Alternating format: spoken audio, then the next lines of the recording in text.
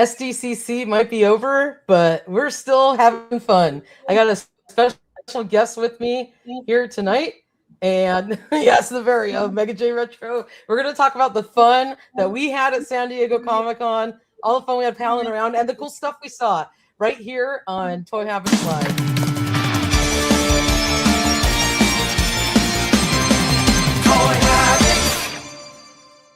And before we go live, smash that like button, turn on notifications, and subscribe to the channel so you won't miss a beat.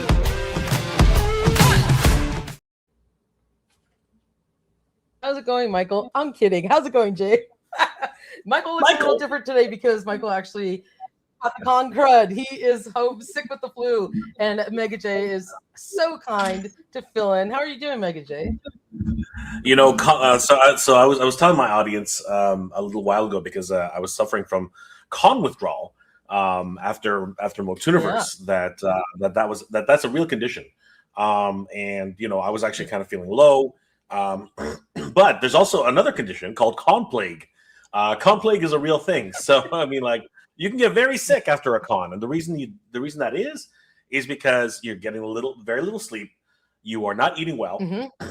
And there's germs everywhere. I mean, like, you know, we were close proximity to so many different people. So anyone could have gotten the cold. You know, I'm actually got a pretty bad cough. So, you know, it's crazy. And you weren't feeling that well either after the first 2 days. So I lost my voice for a couple days right afterward. But you weren't shouting. You know what I mean? So no, that's why it was weird. And then I saw some videos. Pixel Dan lost his voice. You know, Mad Hatter started to lose his voice. Like, I don't know, maybe it's just after because you're like in a it's con plague. It's con plague. Anyway, poor Michael. I'm wishing him a speedy recovery. He has a bad flu. He's been sick all week. He couldn't make it. But Michael. Mega J, we started out the con. I'm gonna call it con week because we spent from Sunday night together through the end of the convention. You started out with just all sorts of hiccups with your ride out to LA. Oh my God! Yeah, we'll get it. We'll get to those stories. But yeah, it was great hanging out with Toy Swiss just before the convention. Then it was even better hanging out with Michael and with Danny and with all our friends. It was a real blast. One thing about conventions is it's a great chance to see all your friends who you only ever get to see once a year. So, and this year, because we've had multiple conventions in California, we've actually been able to see you guys multiple times. So it's been a great opportunity for all. I know. It's been a treat because like I saw you in May, but I only saw you shortly because you poor thing, you had your hands totally full with MOTUniverse. So it was like, hi Jay, bye Jay. Like we didn't get to spend much time together, but at least this week for San Diego Comic-Con, we had a blast. Gallivanting all over, LA and then San Diego.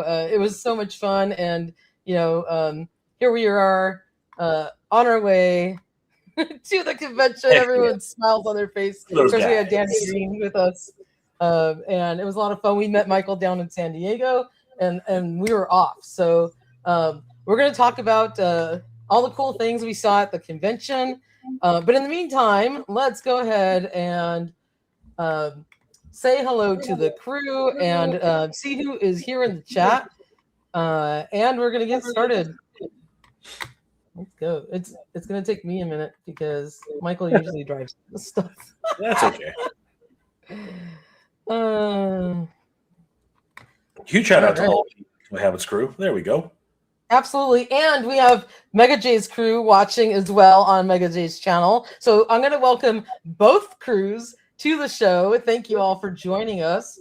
And I'm going to, thank our awesome Toy Habits crew members, all of Mega J's members as well for supporting and watching the show. And I'm going to say hi to the chat because we got a lot of people here. So let's check in. We got Pedro Ribeiro joining us. We have a crew member. Stanley's Toy Channel is here. Jordan from Canada is one of your neighbors, Jay.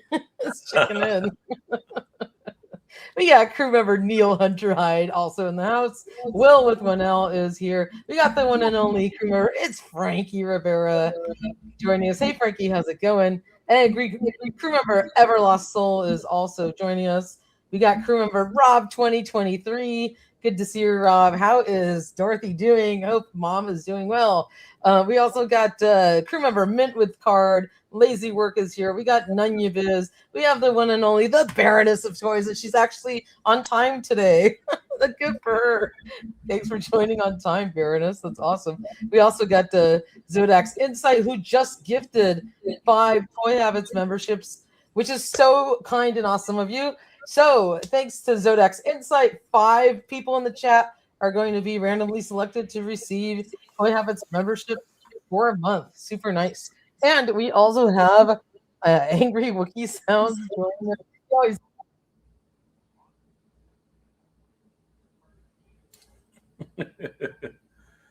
You went on mute all of a sudden. Toy Story, you're on mute. You know what? It was Chewy's fault.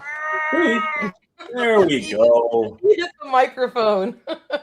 Chewy says, Chewy. Chewy. Chewy, what'd you do? Giraffe is here as well. We got Pseudonoid joining us. Michigan Jedi is here. Justin Mohab. Crew member Mike Bruno. Eric Elliman. We got got stuck. We got the one and only Texas Toy Addict, which I got to meet in person down at the San Diego. We got Lazy Work, Hector, Casara, Kill a Monkey is here. Vincent 1985 is also joining us. We got the one and only Joe Coleman. It's Toy Habits time, people. Awesome crew member as well. I think I said hi to Mike. Did I see everybody in the list? I'm almost done. Going down. Collector Phil is here. Yeah, it's just behind. I got also crew member Pathfinder Bill and crew member Black Phoenix. I think I got we got crew member Bigum as well. And Jedi Ben. All right, I think I got everybody here. Good to see you guys. So, Jay, why don't we start with you? What was your favorite thing you saw at San Diego Comic-Con? Oh wow, that's a tough one. Wow. Whoa, just like swing them out there, Toy Story Stores. Wow, that's a it's a hard question. It really is. No, the my favorite thing that I saw was all of our friends. I think that goes without saying. Like, I'm just basically meeting you, like seeing you guys again, seeing Pixel Dan, Jay from Geek Dad Life, the Hat Toy, Hatter Toys, Hatter Toy Reviews, the Mad Hatter himself, Jonathan over at Nostalgia Unboxed, all those guys. I saw guys who I haven't seen, at Comic-Con at all, like a Toy Kind of Moon. Bobby was there. Carlos was there, which was great. We saw Jeremy. We saw so many great friends out there. That was my favorite thing for sure. But if you're talking about like, activations or certain things, it's strange because one place that I didn't I did take some video of it, but it's not really going to go on my channel because it's not related to my channel. But one of the things I was able to do was a mutual friend of ours for Mad Hatter and myself, Mauricio. We actually met up, and Danny, who's a video game fan, obviously we're all video game fans, really. We decided to go over to the Marriott, where we knew that there was going to be the video game section for the show over there. So we were over the Marriott. Separate. Okay. Yes, 100%. There is a video game section inside the convention center, but outside there's another video game section at the Marriott. So we decided to go over there, and we checked out the new Tokon Marvel Fighter. So it was a freaking awesome video game. Wow. We also, but that wasn't my favorite. Even though I enjoyed Tokon, I thought it was really cool. My favorite fighting game that we saw there was actually Avatar: The Last Airbender. As many of you guys know, Avatar: The Last Airbender has a movie which is streaming right now on Paramount Plus. But simultaneous to that is the Avatar: The Last Airbender fighting game. Now, I was on the hunt, Toy Story Stress. I was on the hunt to see the Master Universe Dragon Pearl of Destruction. So I caught up with limited run games, and sadly, they had nothing to report. They said that the announced date of October is actually, I think they said September, but they said that the announced date is still pending, and they still have a few bugs to work out. So they didn't even have a demo. They didn't have anything ready for launch.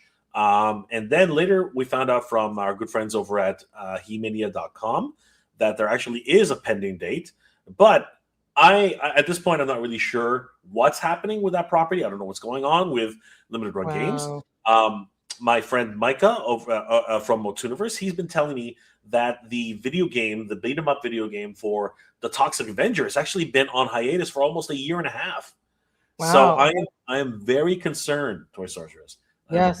Well, I want to ask you a question on that note, because if you remember during, and we're going to talk more about this, but during the Mattel MOTU panel, they flashed a slide of upcoming video games, and some of them were, kind of smaller. They were mostly mobile. But the Dragon Pearl of Destruction was not shown on that list. No, it was not there. And I was like, what? Yeah, that really concerns me. That really me too, because I was like, that should have been front and center on that 100%. Graphic, and it was missing completely. Instead, it was a whole bunch of mobile games. It was a whole bunch of mobile games, and yes. It was rather disappointing, to be honest with you. Seriously, I was very, very disappointed. So I'm concerned too that there's like issues with the game, and they just like don't have it ready, or I'm hoping it doesn't get like shelved, because there hasn't been like any more talk about it. So hopefully. If it gets shelved, I will be really shocked. They had a playable demo at, I believe it was PAX East. I believe PAX East had a demo. I think it was also at South by Southwest. So I don't get it. I don't understand. They had demos out. They were apparently they were working at the convention. Yeah, PAX East. The video game. Yeah, I think that they had a working demo there, and I believe they did have a working demo at South by Southeast. So again, I'm very, very very, very perplexed and honestly scratching my head as to what's actually going on in the game. I hope it doesn't turn into a Toxic Avenger, a Toxic Crusaders situation where it's been almost a year and a half and nothing, and so far they're still in limbo. That would be terrible. That really would be terrible. That would be like, I hope that doesn't happen. We'll see. It would just be such a shame if the game doesn't come out. Because it looks incredible, and it's so nostalgic for being, like a side-scrolling beam up, type of like Ninja Turtle game, or the game that we're all used to and love playing growing up. So that's the other thing, and it was pulling from the Filmation cartoon, all the characters that we love. I hope and pray that they don't pull it. So we'll see what happens, but totally. Anyway, totally. Yeah. But yes. So yeah, that was the Avatar: The Last Airbender was probably my favorite thing that I saw at the convention at this point. So how about yourself, Toy Sorceress? What was your favorite thing that you saw at the convention? Well, all of you guys was my favorite thing. I loved hanging out with everybody. As you said, we got to see the whole gang. I got to spend time with you and Danny, which was awesome. And of course, got to spend time with Michael, and we all tore it up and shared an Airbnb together. So that's always fun. And of course, Mr. Toy Sorceress was with us for the whole ride. So it was a lot of fun hanging out with everybody. And, we got to see Hatter and Johnny and Pixel Dan and just, GDLJ and everybody was there. Everybody was there. So that was the best part. And we got to see some of our viewers that also came to the convention, which was really awesome. But one thing I did notice is that it was super crowded from day one. Preview night on, it was way more crowded than last year, which made the actual convention experience not as pleasant, I guess, if you want to say, because it felt so hectic and really hard to get around.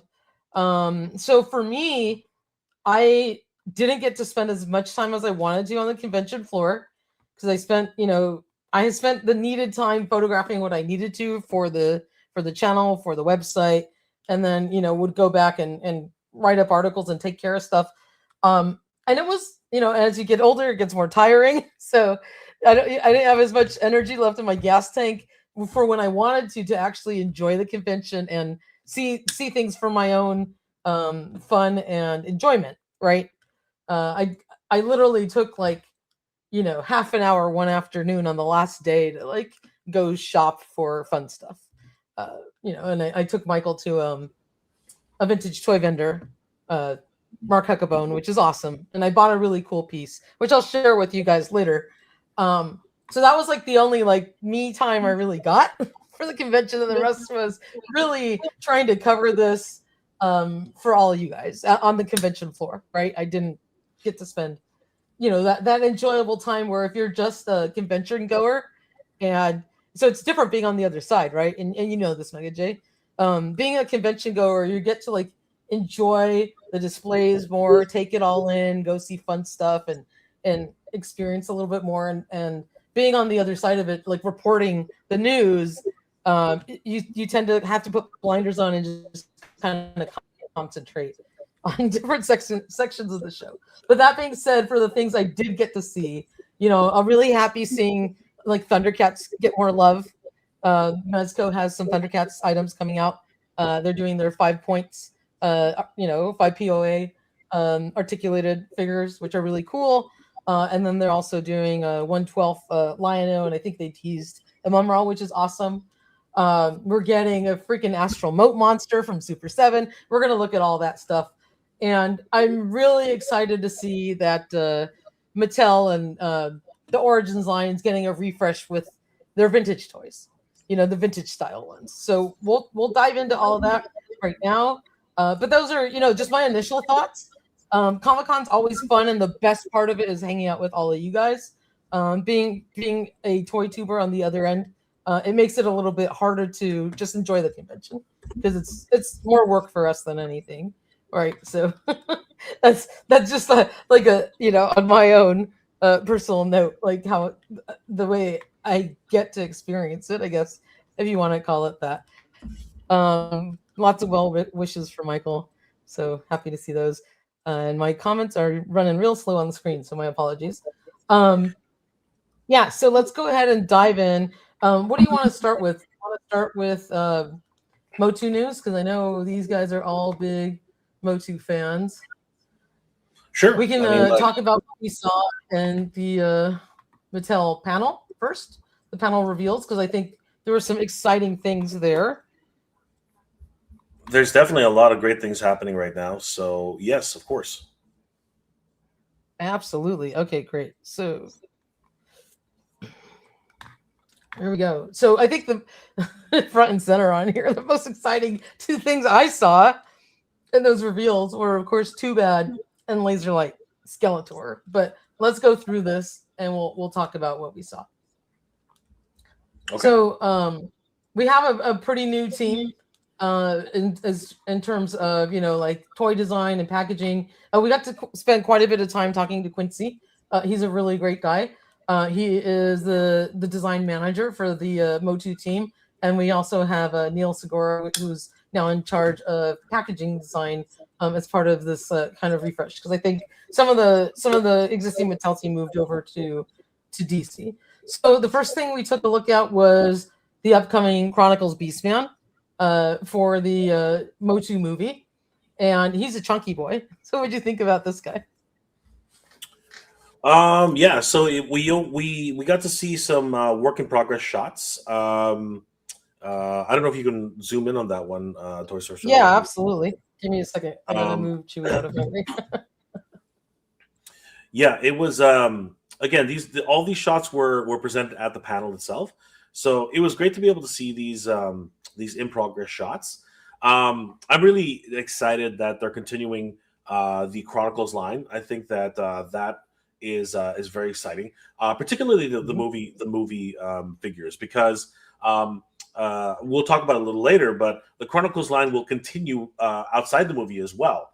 But this one, of course, is the Beastman we've been waiting for. The core edition, the kids core edition, was a little bit weird in my opinion. It wasn't exactly, didn't exactly look like the movie. This one looks much more closer to the movie, so I'm very excited to see this guy. He is a deluxe figure very thick. He's he's a thick ass boy. He's very thick, very chunky. He's chunky. Yeah, he's very chunky. Absolutely. And it looks like he's got a lot of articulation as well. So I'm very excited about that. Absolutely, and it looks like they got his color like a little darker in terms of the rest of his fur. That's the one thing that like threw me off. I mean, in the movie and then in the figures that have come out so far, there's a big contrast between, I guess, his kind of armor fur or whatever, and then like the rest of his body that kind of looks off because we're used to Beastman being more orange, and I like that they darkened up his fur color, even if it's not as movie accurate per se, but then the other figures that they did were a bit too light. So I do like the way that Beastman looks here. His design. Yeah, it's interesting how they decided to show Beastman in the movie. His coat. Yeah. His coat was a little bit more, muted. Yeah. Which of course most of us are not used to that. And I think they tried to reflect that in the origins and the core class. Yes. But it just didn't come off right. You know what I mean? So I think that and the origins was lighter than the core class. The core class was a little more orangey, which I appreciated. Yeah.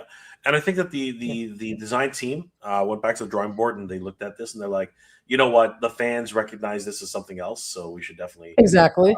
By the fans. So I'm glad they made that. I'm glad they made that correction. And my apologies for the giant DoorDash ad there. Okay, so let's take a look at Clawful. We'll have some better pictures of him when we take a look at the booth images. Sure. I don't have it loaded up here at the moment, but I guess it should be noted that these are from the new line of Chronicles, which it's fascinating because it looks like they're it's hard to say exactly how this I think Damon sort of tried to explain it that this is a new, I guess you could say it's not new Eternia.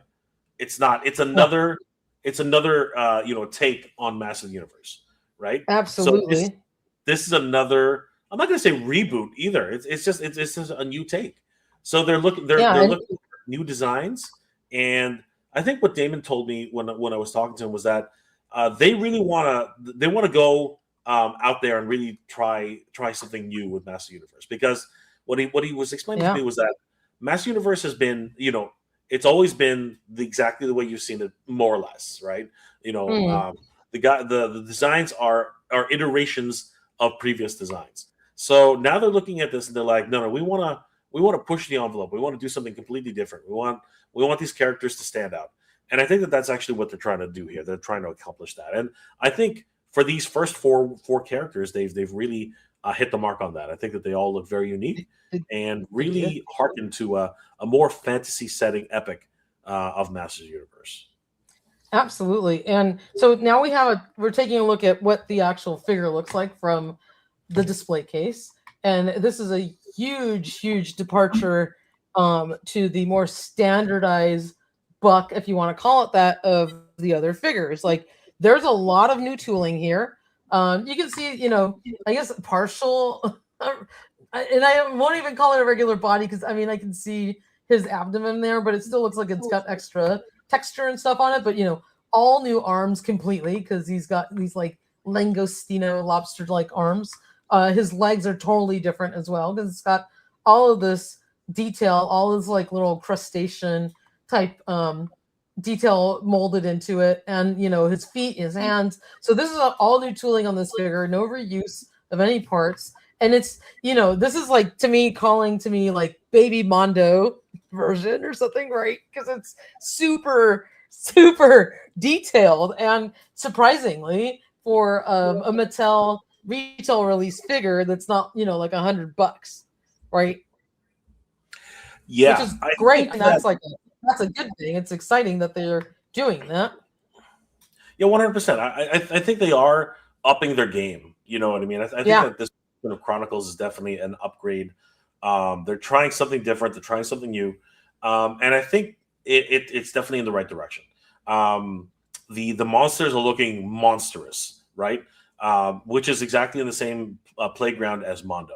The articulation is there, the sculpt is there, the detail is there, right? When we start looking at some of the hero characters, I think you'll start to recognize just how much detail they're putting into female characters, male characters. I think that this line is going to definitely be a step up from where they've been in the past. Absolutely. So very interesting. Absolutely.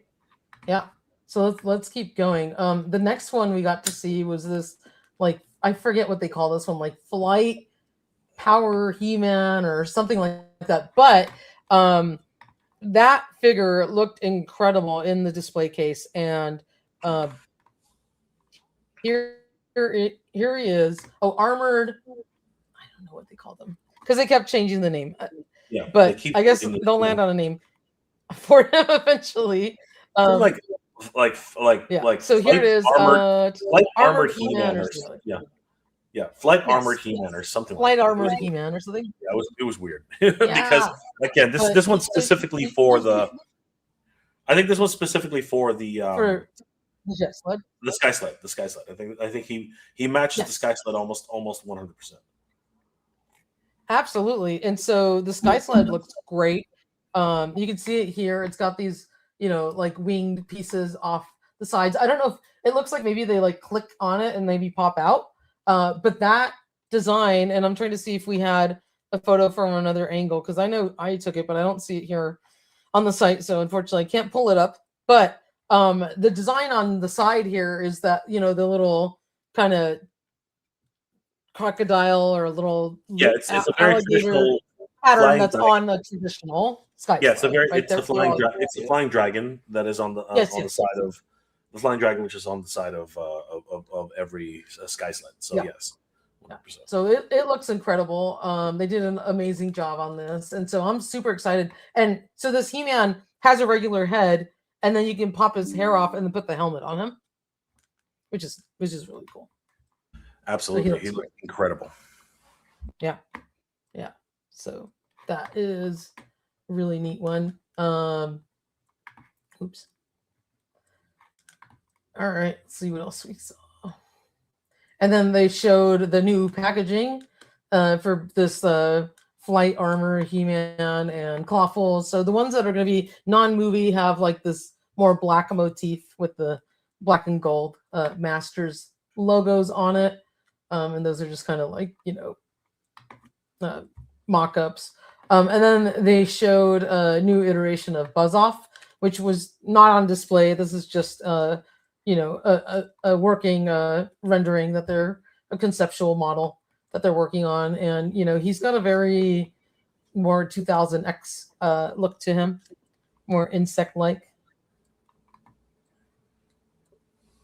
Yeah, they mentioned that they were working with some designers who were part of the Brutes and Babes section of Wizard magazine from back in the day.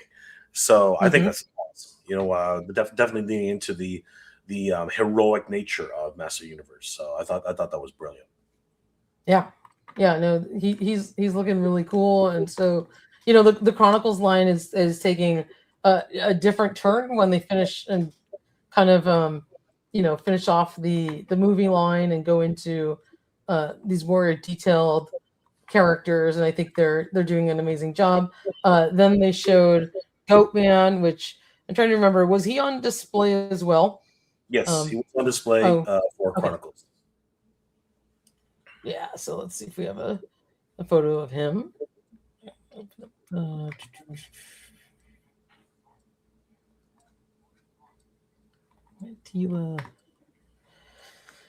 I'm just trying to get that loaded. It's probably way at the end. These did not coincide together, so I'm getting there. No, it wasn't in that article. Okay, well, we'll find another photo of him, but he's looking really cool. He reminds me of like a plussed up version of the core version of the figure, and he's got really nice detail on his axe and his little pleated skirt here, and of course his hooves, which are very cool. We'll just look at this one a little closer up. Take that one out. There he is. Yeah, so he's looking really good. And Then they showed the Chronicles Panther, which Yes. this one looked incredible. It was in the glass case. Tell me your thoughts on that as I look to pull up the actual photo of him. Sure. Very excited about this figure. Obviously, we've been waiting for the counterpart of Battlecat for some time now. We really it was kind of we were always wondering what's happening with Chronicles Battlecat, what's happening with Core Class Battlecat. Panther and Battlecat. So now those questions have been answered, right? This is not from the movie because obviously Panther did not appear in the movie. Even Dream Date Skeletor's Panther is a conceptual concept for a little kitty cat. So this is a brand new version of Panther, and yeah, we're really excited about this version and the fact that he will be available soon. You know what, Toy Story? I noticed you're having because obviously your computer bogs down quite a bit. Would you like me to drive a little bit? Okay. You can absolutely. I did find a picture of a. Am I still on here? Okay, I did find Goatman, so he's right here. Awesome. Take a look at the actual figure. I'm just going to try and close out what we're not using in the meantime, if I do get bogged down. So here he is. Just to circle back, and you can see his really cool hooves and the nice detail on his like belt and pleated skirt and everything. So he looks great. And I was working my way towards Panther, which I'll get in a second. Oh yeah, and just so you guys can see this. So I found the right article with the additional photos. So my apologies, I was looking at the wrong one. So there's the flight armor He-Man without his helmet, which looks really cool. These are just loading super slowly. So, and then you could see a better photo of the actual jet sled right there, which looks great. That's what we were talking about. The little dragon that's on there.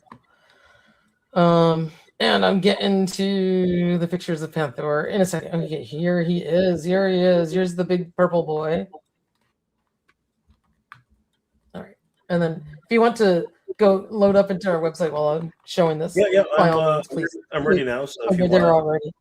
Yeah. Okay. Because I know where the articles is, but right now I'm using the booth image articles. This was the MOTU booth to show the photos because they're all in there. So here's Panther, and he looks great. Yep. Yeah.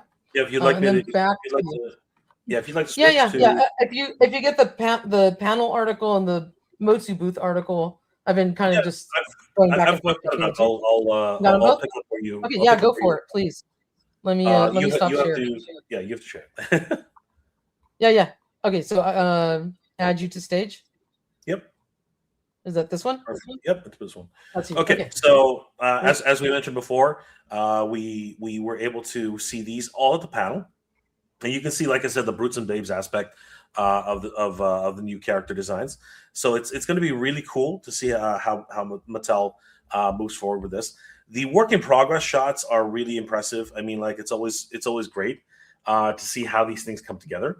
Actually, I'm surprised, Toy Story, that they give us this much access. You know, they don't usually show. Mattel does not usually show action figures in work and development shots. This is something that I would expect from Mondo. Mondo is usually the one who does things like this. You know what I mean? So it really does appear to me that it's a friendly rivalry between the two. You know, where they're going back and forth trying to find out and really learn from each other. I think that's really a big thing. Absolutely. So yeah, you know, it behooves them to share a little bit of this because I think it gets people excited. And they get to see how the figure develops, and it really makes them like drive that excitement and want for when the figure comes out. You know, so I think it's a good game plan. 100%. And I'm super excited that Roy Juarez is still churning out all those great and his team is actually churning out all those great designs. I'm really excited about the packaging aspect of Master Universe, as always. One of the things they really highlighted in the reveal for Panther were the eyes. Following very much the same idea with Battle Cat. These eyes are very mysterious. They really follow you, and I thought that was a really cool addition. The mandible is articulated much like Battle Cat, but the armor set, it actually has soft goods furry detail underneath the saddle. I thought that was a really cool. I had that pulled up right here, so you can see the furry on the saddle. Yeah, it's a great addition to the figures. I'm very excited how it all came together. And again, I'm very much surprised that they gave us all this access for Masters of the Universe. It was definitely one of those things where it was a rare glimpse into what Mattel is up to for us. You know what I mean, and what Mattel has planned for the future of the line, which is great. You know what I mean? I'm very much excited about how we're going to be seeing new developments for Master Universe, and it's great to see how all these are coming together. Absolutely. So let's go back, and now we're actually getting to see some of the closer shots here.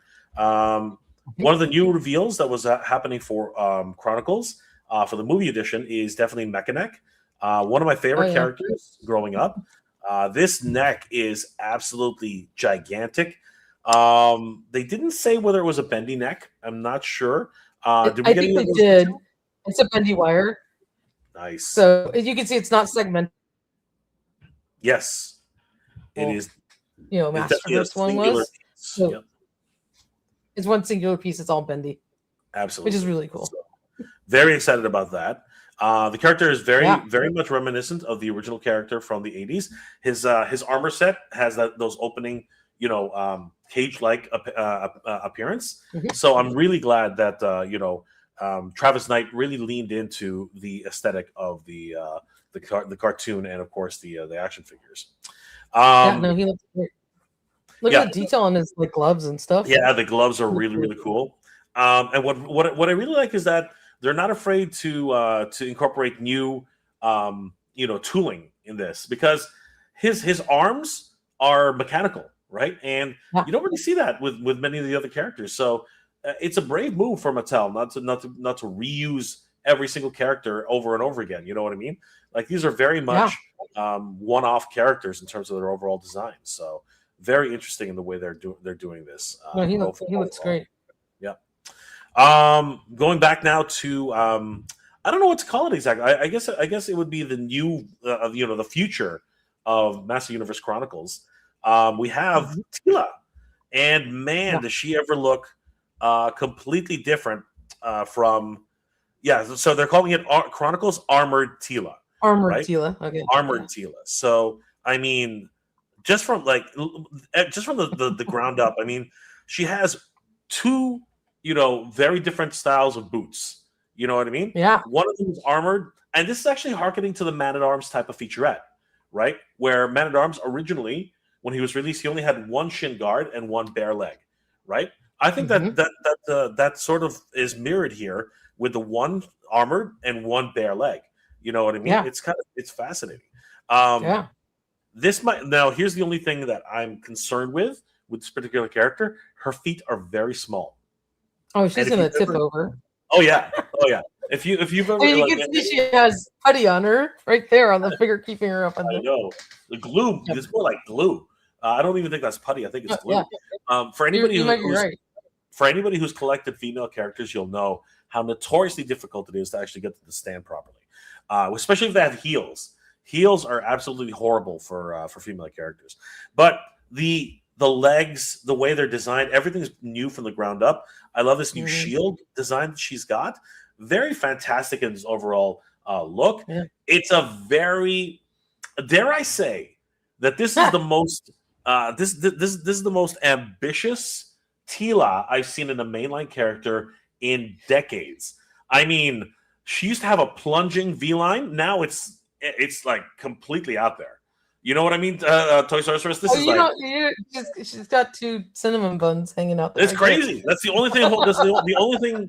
The only covering she's got. Like she is like we're talking about He-Man esque type of design here. This is crazy.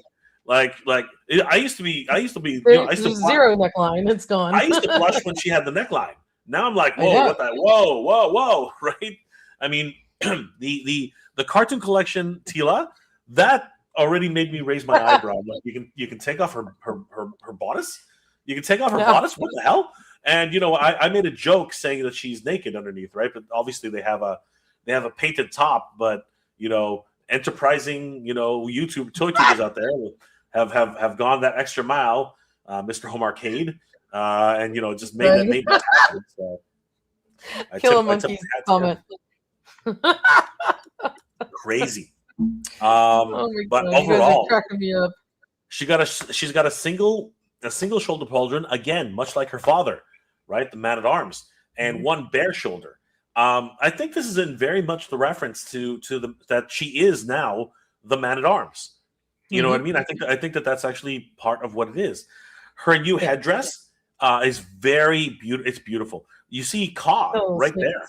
You know what I mean? Caw is actually incorporated right into her headdress, right at the top, right? The Caw motif is completely. This is a beautiful new version of Tila, and I dare say this is one of the most beautiful takes on this character that I've seen in a while. When they released what's called New Eternia Evelyn, I was like, man, that is a crazy sculpt. But I think this one takes it to the next level. If this is a production, she's the woman at arms. She's a woman at arms, absolutely. And if the way she looks here is indicative of what the actual production versions will look like, I think we're in for a treat, Toy Sorceress. I think we're in for a very big treat. It's interesting that she has a staff now instead of her Caw staff. I'm wondering if the top can be removed to be replaced with Caw. I think that would be an interesting take. I didn't see that extra. Oh, it's on the other side. Actually, it's on the other side. There you go. So it's actually a point to it. Nice. Again, that's cool. Thoughtful design by the designers here at Mattel. Excellent design.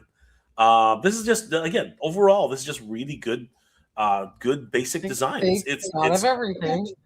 They have fascinating. And again, it's not like they can replicate this very often. She is a very unique warrior goddess type of design. I'm interested to see what Evelyn will look like as, again, normally they'd be they would be colorway twins, right? But I don't think that's possible. I really don't think that's possible. Yeah. I don't think that's possible. I was going to say, speaking of goddesses, one of the next things they showed us at the panel was a view of the sorceress from the movie. Correct. Which was incredible in itself. So after Panther, want me to pull it up? I've got it. Oh, I've got it. We were able to see, what you got it. We have Man at Arms. Yeah, what Man at Arms could possibly look like in the future, which he's looking again very much a brute, brutes and babes, which is exactly what they were looking at. He actually reminds me, for our video game fans out there, he sort of reminds me of Doomslayer. So for any Doom fans, so it's interesting to see how these things are starting to progress. And here we got our first look at the sorceress action figure. I didn't even know she had. It looks like she's wearing clogs. You know what I mean? Like, I know, right? Because they were covered, but those are soft goods. They dressed her in soft goods. Oh, which is nice. Awesome. Which is nice. Yes. That's excellent. She comes with her counterpart Czar. So very fascinating to see this version of sorceress. Yeah, again, and look at the detail on Zoar. Like you can see like the falcon, like the little prints on his wings, and like the patterning. Besides the color, which I think looks incredible. And then even on the other view on his like belly and stuff, it looks incredible. Yeah, I love that. It definitely has this multiple feathered type of look, and it's fascinating. So, and as you mentioned earlier, that is a lot of soft goods. Like that's a drapery right there. It's huge. So she literally is like, I think she will be a deluxe figure.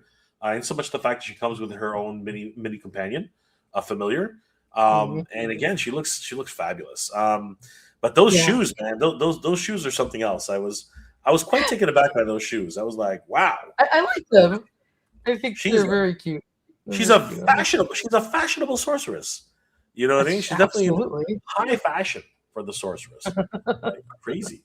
Wow. Those are pretty sweet. Yeah, I think she looks great. I'm excited about her.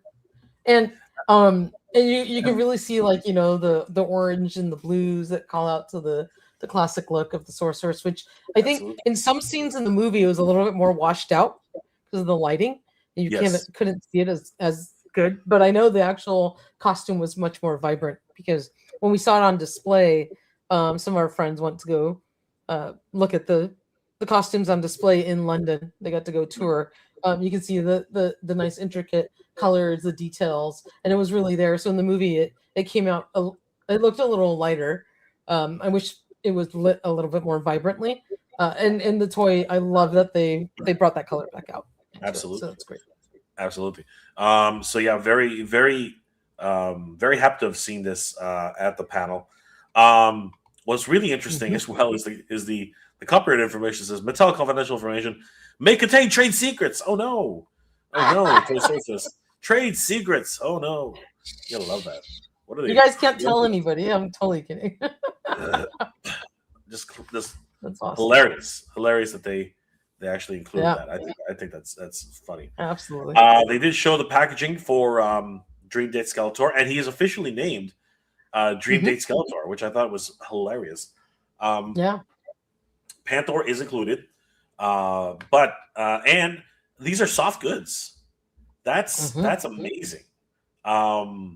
Because again, like they're really digging deep with these action figures. So huge shout out to Mattel for going the extra mile on these. I'm very, very excited about this. They had a planogram of releases. So wave 1 for Chronicles lineup in 2027 will be Flight Armor He-Man, Clawful, and Mechanic.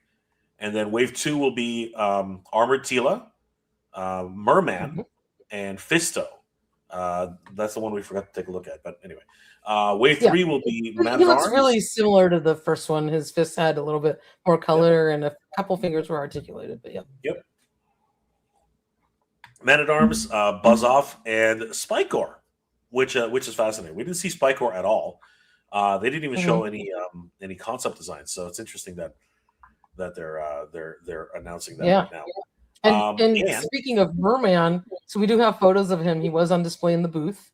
And he's worth looking at because that is a totally new take on Merman. It is. And it's great. It's great to see him there. He's just under. Yeah. And if you go hold on to photos. Yeah. I just want to draw attention again to, like, honestly, we're being treated to a brand new design for all these characters. But there he is. There is Merman. And he's looking very Creature from the Black Lagoon-ish. You know what I mean? Oh, yeah. Like much more of a Submariner type of idea. He looks crazy. So, yeah. He's the leader of Aquatica. also harkening towards a sort of 2000X design as well. His fin on the back is actually his bracers and stuff look like coral, right? I mean, if you look at the detail on that. And they're actually the coral as well as the seaweed, right? Yeah. For his loincloth. And he has a fin on his back. Yes. And they're translucent, right? Yes. It's actually clear plastic, which is an interesting take on that. Even his fins on the side of his arms are also translucent. Right? And in between his fingers. Yeah. Oh, yeah. That's fascinating. Meaning that his whole hand is actually translucent. They just painted it, right? Yeah. That's fascinating. Even his web feet. Yeah. Again, they're wow. They really are going that extra mile. We don't know if that will survive the final production, but it's cool to see. It's cool to see what they're doing with these characters and for the concepts. Absolutely. There's Fisto with his different colored hand. Very cool. Not really sure about the face though. I think this is a very early production. Might actually end up being a different face later on. But yeah, you can see this is definitely a paint master. You can see how the paint is actually quite thick. But the hand, again, very much a paint master, I think. We'll probably see some running changes on this as it goes forward. But good to see that he's coming into the line. I'm very excited to see how that's going to be incorporated. Very, very exciting for Master Universe Chronicles and the future of Master Universe. So that's crazy. I just want to take a quick look at He-Man again. The Sky Sled is definitely indicative of a Sky Sled, but it looks like it's almost transforming. You know what I mean? Compared to the original Sky Sled. But still, really cool to be able to see, the overall thought process on how these are going to come together. Yeah. So, very, very cool. Absolutely. Yep. I think. That's right. For the core line, this was really cool. This was neat. Yeah, we're actually getting the end credit. The end scene versions of the characters. We see Prince Adam in his traditional garb. We see Captain Tila in her traditional skirt, and we actually see a cleaned up version of Man-at-Arms, as well as a clear chest version of Roboto. So that's awesome. And the colors are a little bit more traditional. So correct. So Roboto, she's got reds and blues on her. Yeah. Red legs, right? More blue white. And silvers. Yes. Very, very excited to see these come to. The gears are colored. The gears are colored as well. That's right. They look so nice. Did you notice that? I did. That's cool. After you told me. Now it's unfortunate because I believe this was actually on display, but it fell over when we were actually at the show. Really? Yeah, I think unless that was the original Roboto. But I think that's the original Roboto that was on display, but this 4-pack was not on display yet. But this will be an Amazon exclusive. Yes, when it comes out. Definitely want to. And the weird thing was, they're like, "Oh, it's on Amazon right now." So I was like furiously looking, like, "Where is it? Where is it?" Trying to find the listing. It's not on Amazon yet. But that's something we're going to be on the lookout for. So that means it should be coming soon. It'll eventually be there. So again, if anybody did find it, that'll be exciting. But these things are obviously harder to coordinate than just absolutely. No, of course. But it was just a funny moment because I was like looking for it. Where is it? Absolutely. Okay. And then fresh takes and epic throwbacks. So these are the new line of action figures for Origins. Yes. So guys, on Telly Habits, if you guys haven't already checked it out, please do. So these are a new take on. I guess they said it was kind of like the backing card artwork for these figures, which is fascinating. And they are all going to be deluxe figures because each figure will have a build apart figure. In this, the first wave will be the Shadow Beast. So this is fascinating. Here we see. I was just going to show real quick, and then I'll throw the screen back to you. Sure. So here you can see there's the Shadow Beast, and then so the build figure will be the first wave over here, so you can see them in their entirety, and then to build the parts for the Shadow Beast, you can see like a leg right there next to Man-at-Arms, and then the second wave will consist of all of these figures, and it'll be this green lizard goblin guy. That's from the mini comics. I forget his name, but that's how it's going to be divided up. So wave 1 is here, and wave 2 is there, and we'll look at them more closely. So you can. According to Michael, it is the demon from the Masks of Power. So that's it. Yeah. Thank you. In the wave, you can see here, there will be more traditional versions of Beastman, He-Man, Skeletor, Man-at-Arms, Merman, and Man-E-Faces. And what really gets me on these figures is their overall looks are very much indicative of, again, not only the back and card artwork, but very much more of a traditional Master Universe look. Merman here is actually sporting more of a Lords of Power look. If you agree with me, Sorceress, I think that's what that looks like. Absolutely. It's very similar to the Lords of Power one we got before, but if you do look, there's a little bit more details, a little bit more stylized. I don't remember if the Lords of Power one had the bare feet. He's sitting inside my land truck right now, so I can't check. But they have been updated. They're not just simple refreshes of the original figures. So this is a way to get people, kids, new people who saw the movie and want to get into Masters of the Universe and get back into the classic characters. This is the way for them to do that, to refresh the characters who got before and then allow existing collectors to get something new in the line. So that was really the idea behind this. And why, we get, for example, that battle armor Man-at-Arms, which we've never had before. And he's a fresh take on, a classic design, but at least it's a new one. So there's some traditional things that are directly from the 8-back card art, which is great. And once we get to look at He-Man, which I think they nailed his head sculpt, and you'll see it close up. He looks great. He looks. I have a little bit better angle than that, which tells the story much better. I'll show it on the screen in a second, but I saw it close up and I was like, they nailed it. They absolutely, here he is. They absolutely nailed it. Because I have a shot here I'll show you straight on, and you'll see that they finally got the proportions right on him. Here we go. Look at that. He's about as close to an original He-Man look that we've ever gotten. Though I do have to say he's sporting a very Stallone-like clef. That's the only thing. Like, I think it's the lighting. I think the lighting is not doing it. But I think straight on, I think he looks excellent. This is about as close to an original He-Man I think we've ever seen. So very happy with this design.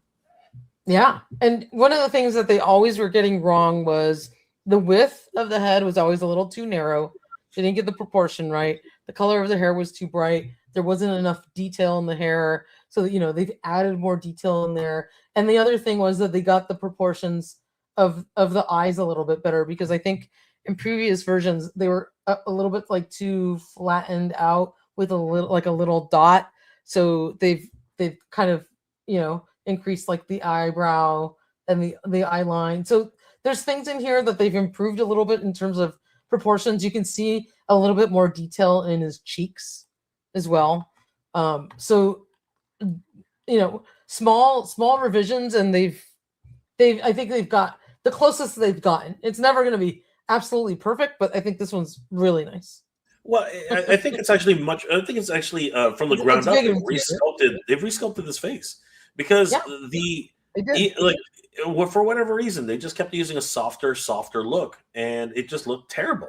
This is the first time I've seen a very chiseled, gritty version of He-Man, which is very much in line with the original version of He-Man. So I'm very happy. So the story goes, and I don't know why they wouldn't have just gone back to the drawing board. The story goes that when they released the what was it, the Masters Universe, I think it was a 2002 edition or 2000. Those 2002 reissues, I forget what are they called. That were anniversary edition. Yeah, those anniversary figures, and I don't know why I can't think of it right now. It starts with the C.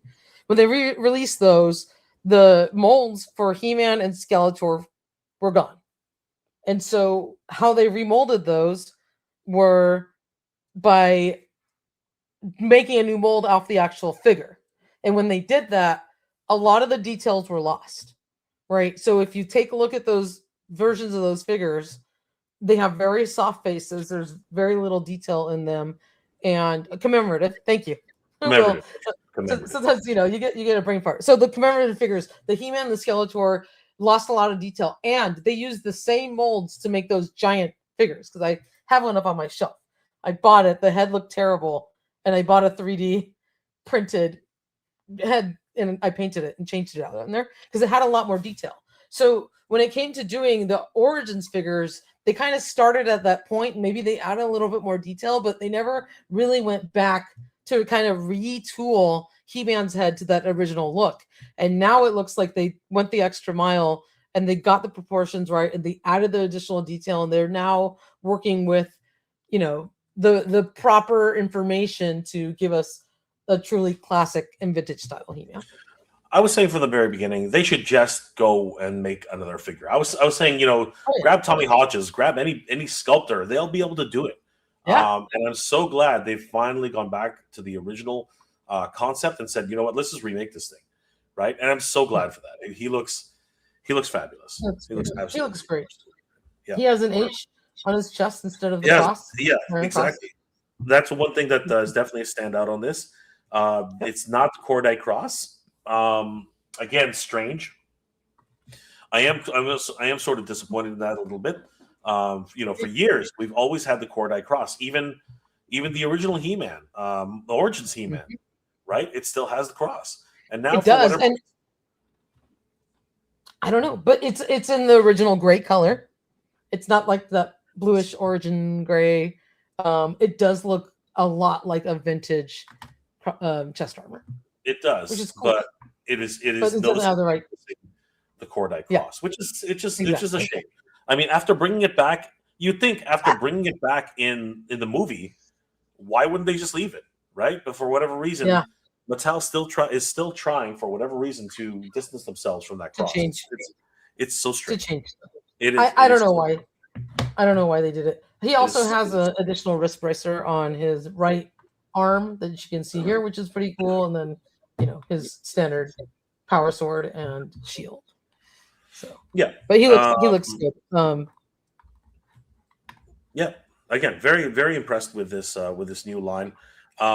New features like we said, the battle armor, and the battle armor seems a little bit wider.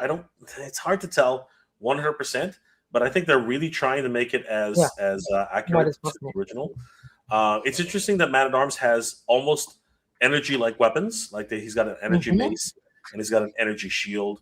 So interesting to see those. Those are cool. Yep. Skeletor actually has his original Origins face, which is interesting. But it is a little bit different. If you take a look at it, the nose is a little bit shallower. You know, the details are a little bit more bony.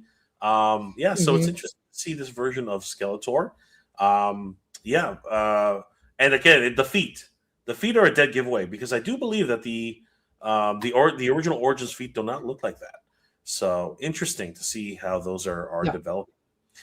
Manny Faces is very much his card art style, very pale in his overall appearance, and he actually looks very much akin to his comic book counterparts. So interesting to see that. I really like this. Great. I really like this Beastman. This Beastman is one of my favorite.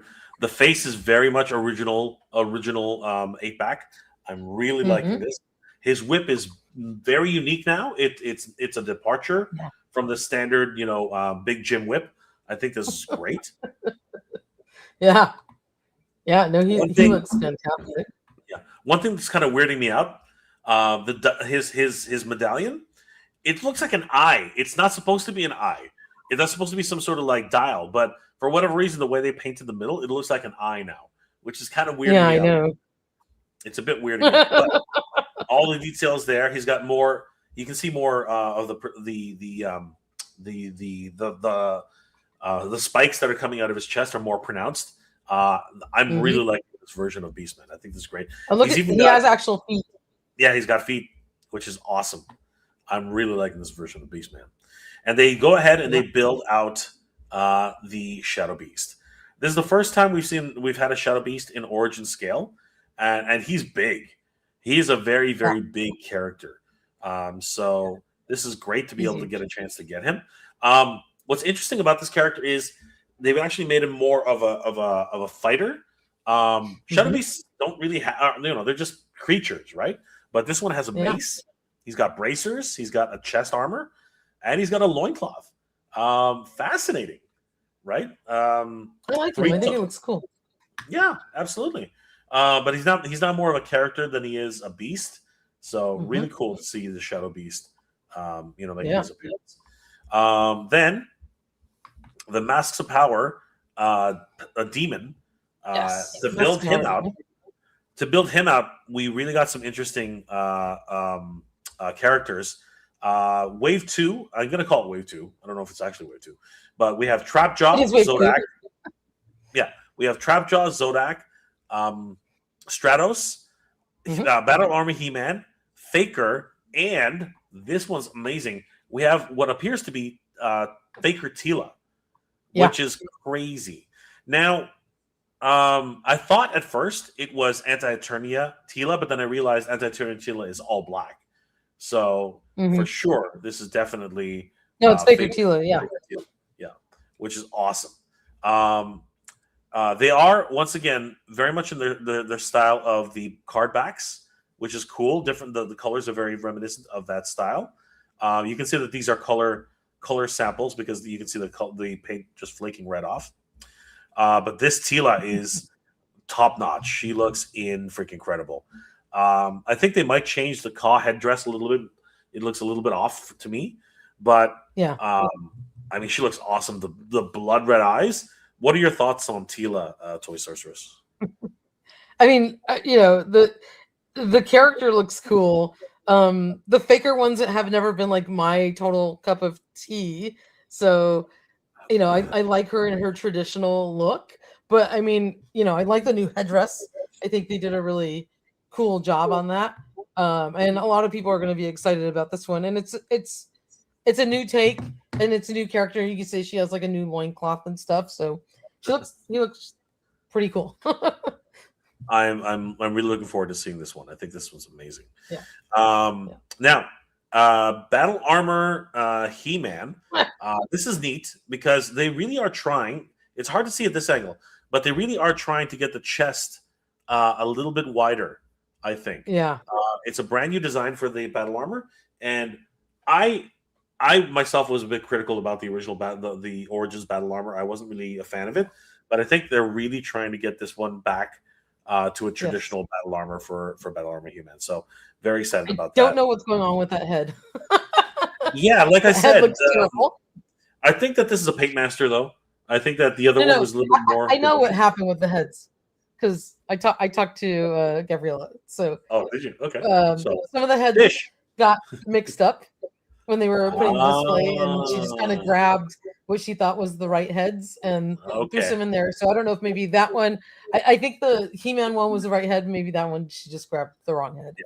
I really am hoping for that too because this one did not look that great compared to the original. No. And I'm gonna assume if they re-sculpted his head for the original He-Man, they're gonna use the same dang head on this one.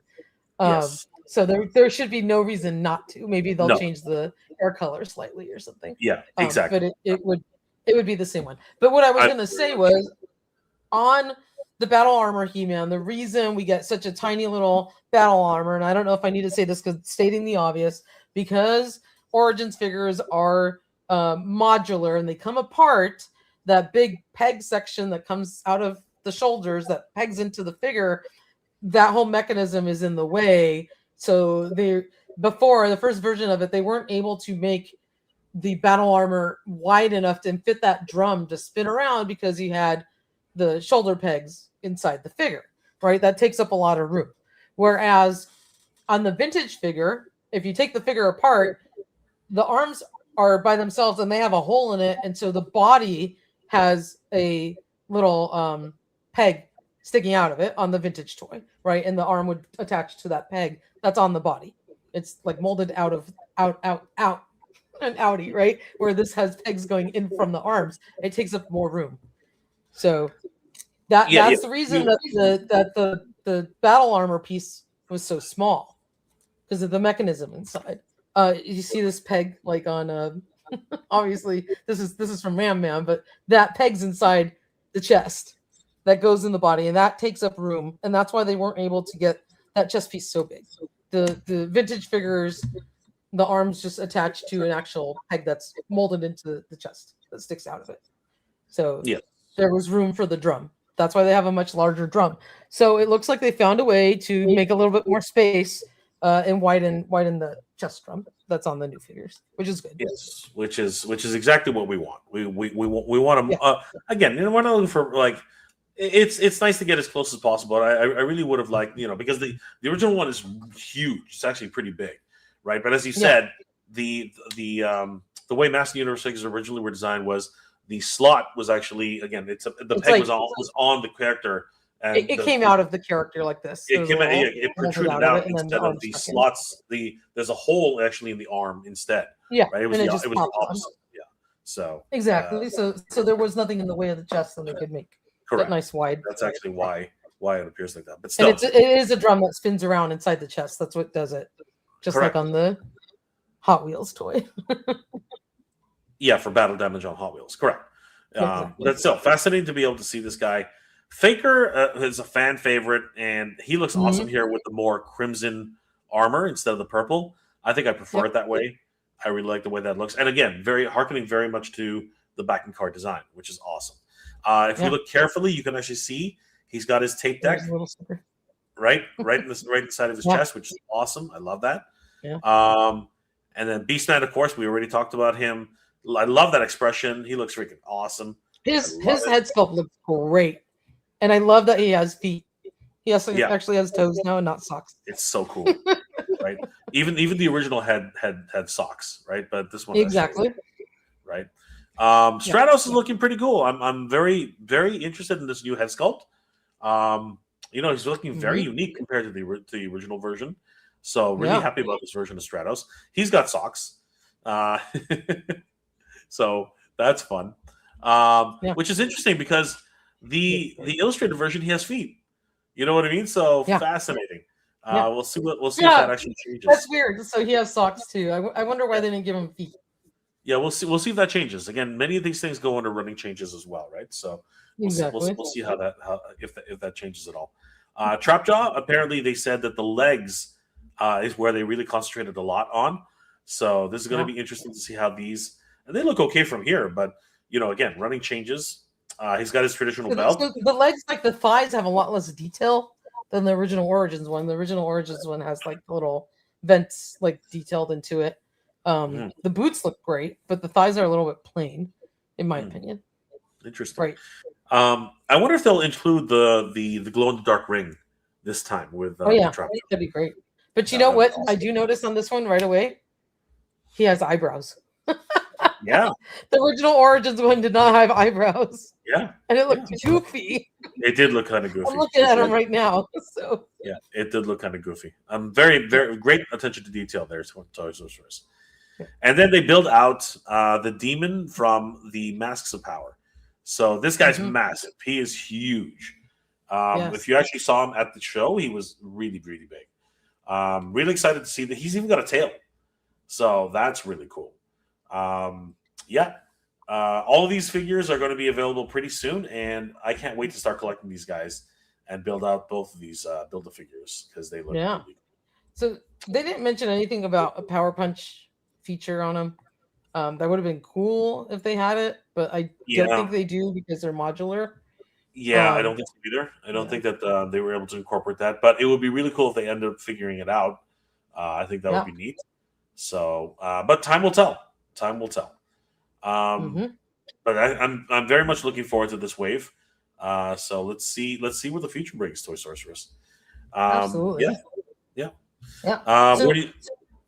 I was going to ask you the same question. Where do you want to go next? We have a few releases. Do you want to answer some comments from the absolutely. Let me just kind of scroll back a little bit. Let's see. Where we want to. Oh, one thing we forgot to mention. One thing we forgot to mention. Too Bad was officially revealed or announced. Yes, that's the most important thing. Yeah. That came out of this whole panel was Too Bad and Laserlight Skeletor. Those two were officially announced at the panel. So Yes.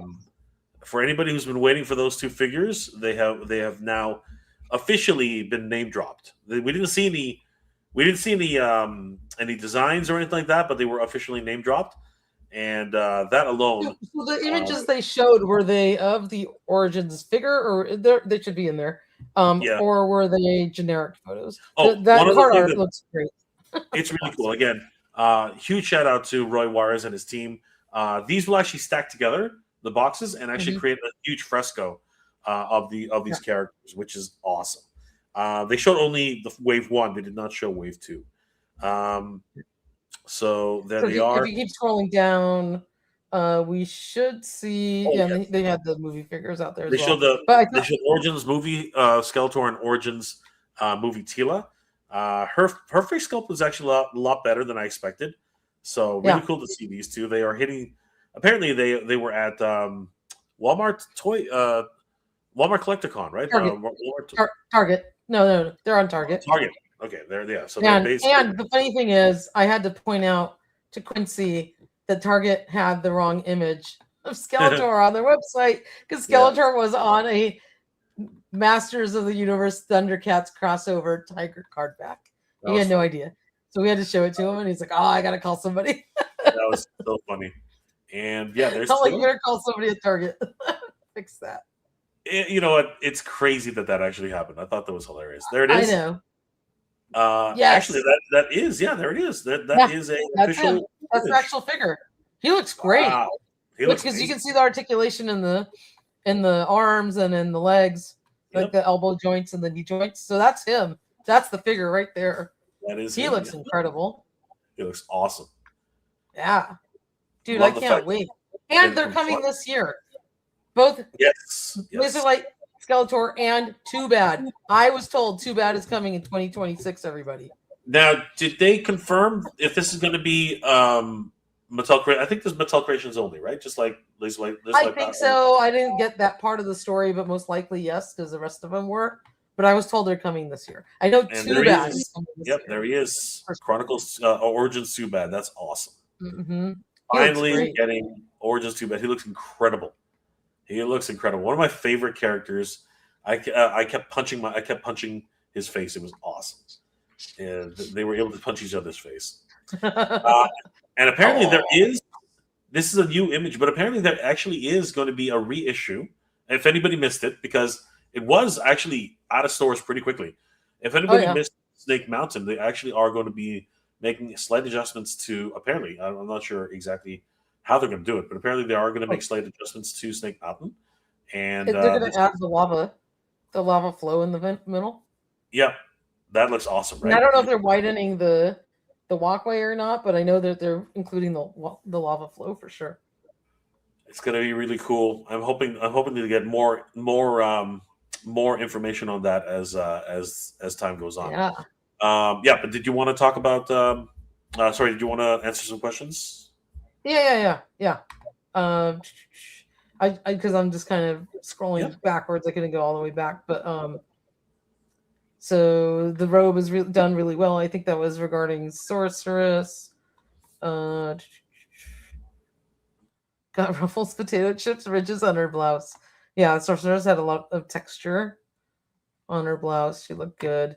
Zora with speckles. Finally, some time for more detailing. Yeah, I think she looks great. I'm just looking if there's questions. Hiking Skeletor. Man at arms is the wrong color. Idris will be upset. What? No. I think we're all good. No corncob sword. So yes, Merman had his corncob sword. He did come with it. It was like yellow and teal colored. Yeah, it's a little bit different, but A little it's bit different. basically the same sword. Yep. Merman did have a transparent fin on his back. Let's see what else.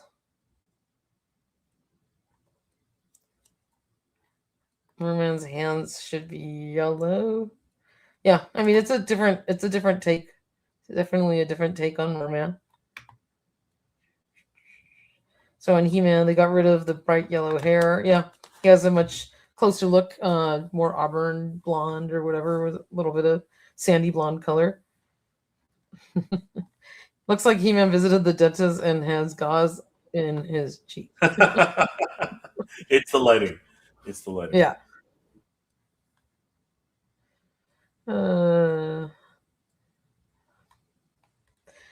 So Frankie says he'll be swapping the armor, getting this version of He-Man. Yeah, you absolutely can do that. And don't forget, if you bought, the Power Punch version of He-Man and you like that armor that's on him and it's very vintage looking, you can always swap it out. So I think you have options to do some cool stuff. And that version of He-Man had a really nice head on it as well. So we did get, the Power Punch vintage Skeletor and vintage He-Man. For me, those were amazing that we have those, and I'm super happy with those figures. So it's just great. So Baroness of Toys, are they only doing these 8 figures that are on the original card backs, or expanding line further? My wallet can't handle it. No, they're gonna do more. So your wallet's gonna have to expand, Baroness. There's gonna be, I think, 4 waves at least. So right now we saw 2 waves of 6 with the Build-A-Figure parts. So that's 24 total. 12 to start with. So get ready and make some space. The Shadow Beast is supposed to be brown. Well, I mean, I guess I like his color. I think he looks good. The coat's supposed to be black, but the skin is supposed to be brown. This is a different take, right? And again, this is according to the backing card artwork. So maybe they're referencing that instead, right? Not the Filmation. So yeah. Black Phoenix. The only ones I'm excited about are Man at Arms and Faker Tila. A cup of Tila. Said she was in my cup of tea. She's not my cup of Tila. Battle Armor He-Man is a must. Absolutely. Faker Tila. That's awesome. Let's see. Are those supposed to be released over 6 months? I'm not sure how they're releasing each wave. Maybe they'll do half a wave and half a wave, like 3 and 3 at a time. We'll see. So that's missing his ring on his head. Yeah, the Trap Jaws. Oh, gotcha. I thought it had the loop. Did he have the loop on his head? That's a good question. I was there. I'm not 100% sure. Let's find out. If I'm not mistaken. Yeah, it's there. Yeah, it's there. It's there. Yeah, it was just hard to see, but it's definitely there. You can still make him zip line. Don't worry. Yep, you can make him zip line. 100%. Will third wave include Shabupi? I don't know. Good question. That would be cool. It would be cool. Do you think we will get the Twistoids? Yes, we will. I'm hoping. You know what? Us at Toy Habits are going to do some polls coming up soon enough when I dig out of all the Comic-Con news and everything, because we want to show Mattel that we want all the figures from the original line. And I'm talking little, Twistoid, and Rotar. And I'm talking the big guys, the 2 giants.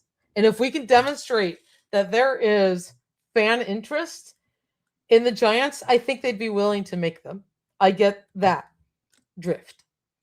So we'll be running a poll soon.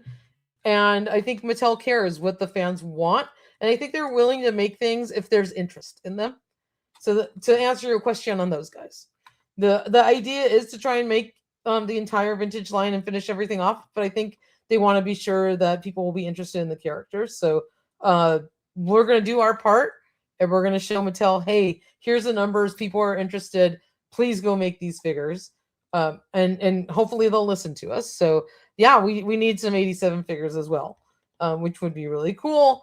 Oh my God, could you imagine if they do a Build a Granomir? How freaking cool would that be? You're muted, Jay. I can't hear your reaction. No, I need a full size Granomir. I can't have the. You know what they should make? They should make Torm, right? The little dragon that fell in love with a. Yeah. You should make him. Torm would be cool. Torm would. Yes, and I did mention the dinos, and so we'll do another poll for the dinos. there's no way they're gonna do the big Gigantosaurus because that's just unheard of. But maybe we can get T-Rex. You never know. They might. You never know, but maybe we can get them to do the T-Rex and Biontops, and of course, I'm losing my mind. Triceratops and Triceratops, yeah. So. And the Tentosaurus. Yeah. but we're over the next few months we're gonna run these polls, and we're gonna see what the fans think, and hopefully Turbodactyl. Thank you. It's one of those nights where you start getting brain farts or your mind freezes up. But I think that Mattel is willing to listen to us and at least look at the data. Absolutely. I can tell you that much, and I know how to get it to them. So we'll get their attention. Absolutely. All right. I don't know if we have more Origins or more MOTU stuff. We have, we do. Some we have one very big one. It's 8. Yes. We have one very big. We're gonna blow through a lot of these, but this was Toy Story, in my opinion, the hardest figure to get at San Diego Comic-Con. Basically, if you didn't have an appointment, you were not getting Jimbo Skeletor. Not only that, the pre-orders online from Mattel Creations sold out in 10 minutes. This is by far the fastest selling Mattel Creations figure in a long time. I know. Everybody wanted to get their actually it sold out faster than that because you had to be in. I got in line 1 minute after 9 a.m. and I barely got it. It's crazy. It's crazy. I like to say it's about 10 minutes. Can I share my photos? Because I think of course. This just demonstrates how cool this figure is. He's incredible. But go ahead and talk as I'm going through these. He's an incredible figure, truthfully. Like totally worth the set itself is number one, totally worth the price. And he's just a great figure overall. No soft goods on him except for the towel. The towel is the only soft goods on the. These are soft. This is rubbery. Everything's rubbery, but the character himself is so much of a meme. It's an incredible version of Skeletor. The sneakers do really make this figure 100% top notch. Like those sneakers are ridiculous. The weights are actually pretty weighty. It's pretty crazy how these things come together. And I love the fact that Toy Story went through the whole workout routine here. Speaking of that, he's got a full workout routine, his own evil workout routine. Yes. So it's crazy to see how much detail, how much fun they had with this character. Jimbro Skeletor, I hope everybody got him who wanted him because it was a nightmare trying to get him at the show. It was a nightmare trying to get him at the show, and he sold out so fast on MattelCreations.com. This was definitely the prize for Master Universe. Do you and you know what? They were handing out towels. Do you have the towel, Toy Story? Where is it? I do. I have a towel right here. I left Jimbro downstairs. But the towel. Oh, she's opening it right now. Look at this. I have not unfolded it yet. She's got the full towel. Look at this. This was handed out for free at the show. Look at that. By the power. Look at that. Not that by the power of these abs. He's pulling a Hulk Hogan. You gotta love it. A beautiful mini towel, and it really is a towel. It's a 100% towel. So cherry cloth, yeah, it's really nice. Yep, it's crazy. The print on it is excellent. It's vibrant. Congratulations to anybody who picked up that towel because those were going fast. People really wanted that towel. It was crazy. Yeah. This Jimbro Skeletor, one of the fastest selling Mattel Creations exclusives in quite a while, some time. This is all like rubbery, so it, the thing like bends. It's pretty easy. It comes with a diorama. It comes with its own. That's the backdrop box. It's beautiful. It's beautiful. And Mr. Toy Story just wants one for himself, so he's got this. Well, this is for him. I only snagged one because you could only get one. I could only get one. Yeah. So this is gonna go in Mr. Toy Story's home gym. I promised him it. So awesome. So it's his. When I showed him, he was really excited about it. It was crazy. He loves it. He was like happy. I was like sweating it when I was in line on the virtual line. I didn't know if I was going to get him or not. Yeah, But, it was pretty crazy. All right, we're gonna blow through a lot of these because again we're short on time now. On display was the hologram versions of Mask. These were really cool, and they actually had Wave 2 on display as well. What are your thoughts about these? The fact that they're actually releasing them in their original scale, Toy Sources. I have the first wave of Mask vehicles and figures, and they look great. Sometimes some of the little transformation doesn't work as smoothly as I wanted it to. So I'm hoping on the second wave that they've worked out a little bit of that mechanics to work a little bit better. But they look really good, and they have a lot of detail. I love that they added all the little blast effects. That one's, these are like super colorful, so I think they look great. Yeah. I think that if we're being fair, the engineering has not changed. It's the exact same engineering as back in the day, back in the 80s.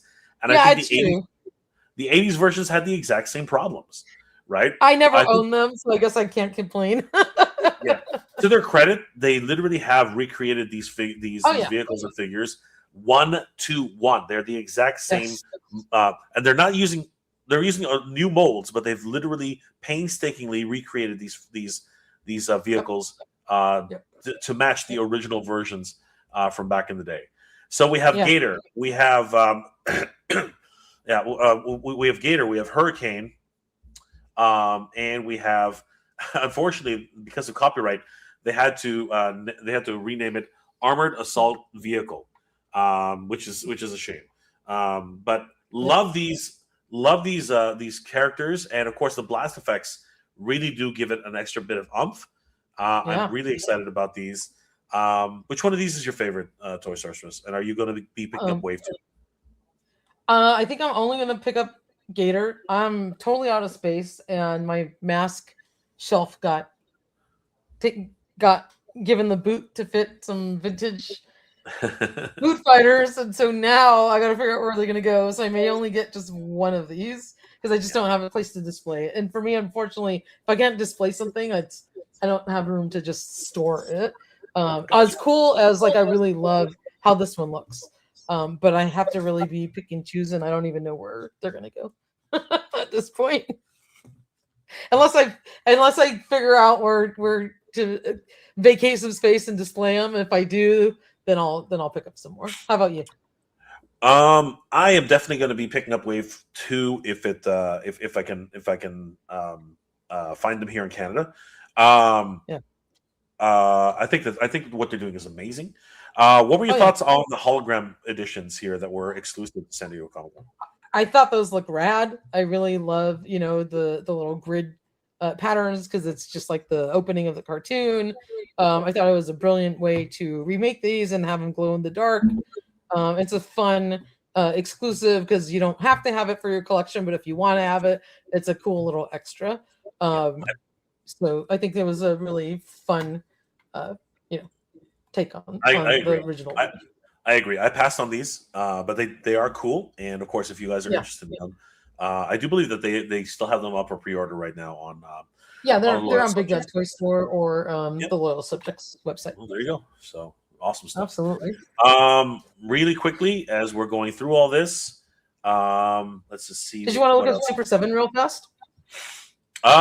Sure. Let me find it. Okay. Well, I guess I could pull up a visual in the meantime while you pull that open, because I do have the Light of Eyes Lion-O and the Light of Eyes Mumra in hand here for you guys to see, which I have not had time to open yet. But these for me, I mean, the Astral Moat monster was super cool. But getting to pick these up at the convention was incredible. We talked a lot about the card backs for these last week, or on our last show. But these are a huge nostalgic blast for me because you have the little illustration of like Lion-O and Mumra, the eyes light up illustration on the corner, the little like Super 7 Mumra here, like for like the mail away thing from the original vintage, and of course the fonts and the name labels, just like the originals. And if you're wondering what the back of the card looked like, so we never got to see it. I mean, there's not a lot to it, but there is a small cross sell. Or it's large, but there's a cross sell just of the 2 figures that are in this wave. But it looks great. It looks great. So I don't know what you guys think of these. I bought 2 because I'm like, I gotta keep them carded. So I will eventually be opening these, and if I have time, I'll try and review them. But let me get you back on the screen. Oops, here, Jay, and we'll take Shout a out look at to Lawrence. Good to see you, brother. Punk with Toys is in the house. Oh, hey, how's it going? Yeah. So these were on sale at San Diego Comic-Con, and they revealed the Astral Moat Monster. Yes. Now I do have to say, Toy Sorcerers, these are pricey. $95 and $75 respectively. How much were the 75 for Lion-O and 95 for Mumra on these? But okay, so I'm gonna work backwards. The current Ultimates figures are $65, regular ones, right? Yeah. Well, if you what I'm saying tack on $10 for the light up eyes version, like we got on the last ones, that gets you up to $75, which is what Lion-O costs.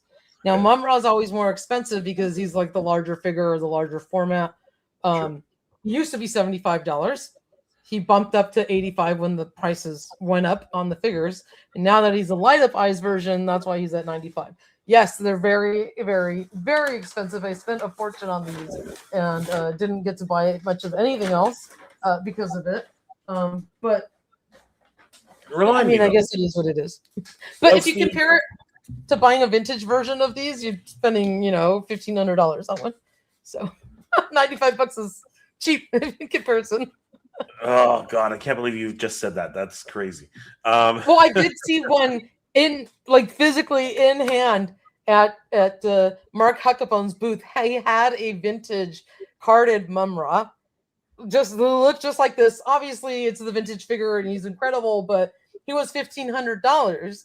And I'm like, if I just want a representation of and to feel that nostalgia and see the cool card back and everything, $95 will do the job for me and fill that itch, right? And scratch that itch. And I think it'll be great. So that's why I'm saying if you're really looking for something that's like the vintage figure without the ginormous price tag, I know it's a lot for a modern toy, but it scratches that itch and it's cool. I mean, I'm not going to argue that it's not cool. It is definitely very, very cool. Now, having said that, the main draw is that they are the cartoon colors, because the Ultimates version, the toy colors was exactly. So having said that, the original versions were priced at the LED eyes version. They don't have the price anymore. That sucks. Oh, if you can find them on Big Bad Toy Store. Yeah, I was about to say. So Big Bad Toy Store must have them. They do, but I think they might be on sale, so it's not going to help. But it might show the original price. Okay, so the original price was $71.99 for Lion-O. So you save about $5. And that was free tariffs.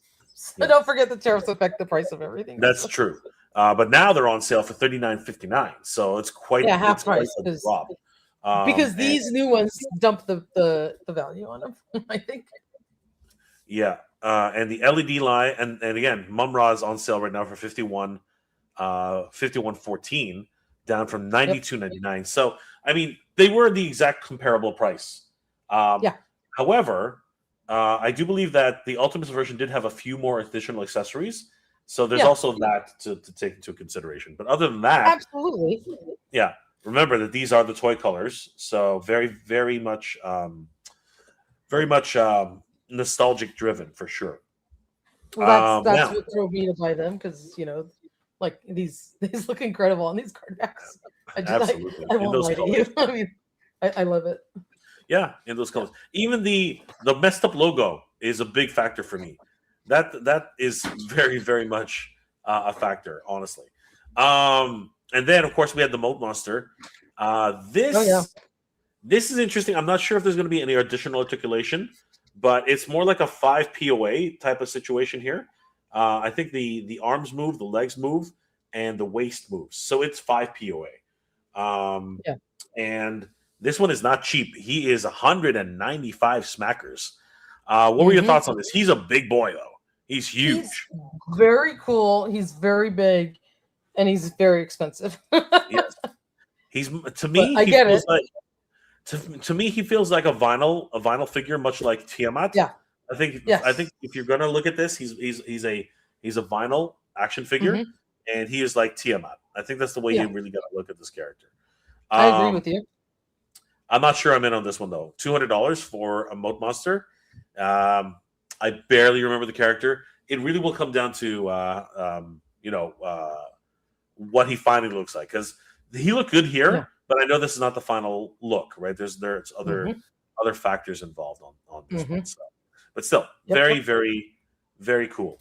Let's switch gears for a little bit and let's move. I was going to share one more little cool thing, and this was only $10, so the cheapest ThunderCats item you can buy for Super 7. But they had these really neat enamel pins as an cool. SDCC exclusive. They were very cool.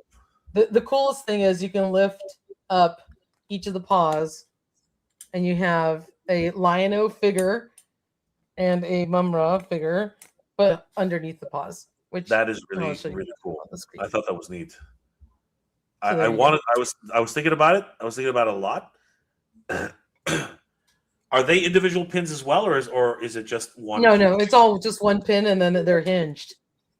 That's great. It's hinged on the pin, which is really cool. That must be a heavy pin. It's got two little clasps on it. Yeah, so I worry about putting this on something and then it getting lost. That's got to be a heavy pin, no matter what. Yeah. And then the other thing I was just going to show, since we were on Super 7, I have the Trouble Bubble here. Oh, nice. So. The Python Patrol Trouble Bubbles. Excellent.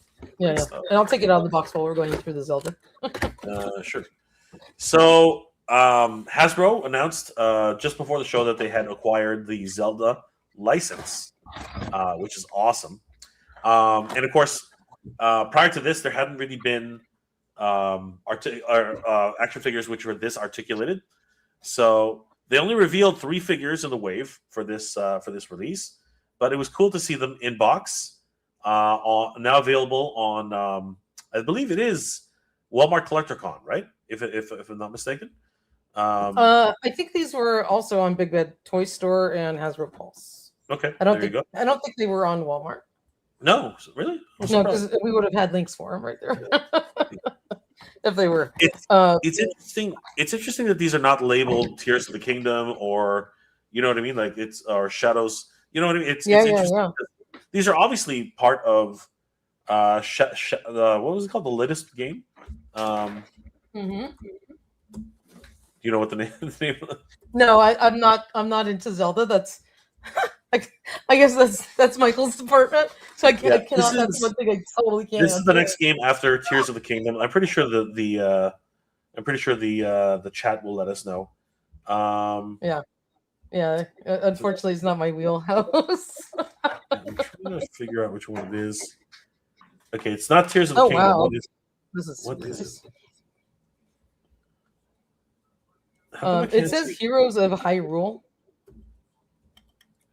on the box. It can't be. Really? That doesn't make sense. It says on the box, on the top of the box. And some Pathfinder Bill said Tears of the Kingdom, so I don't know. I have no idea. This is super nice, guys. Quality on these Trouble Bubbles are great. Wow.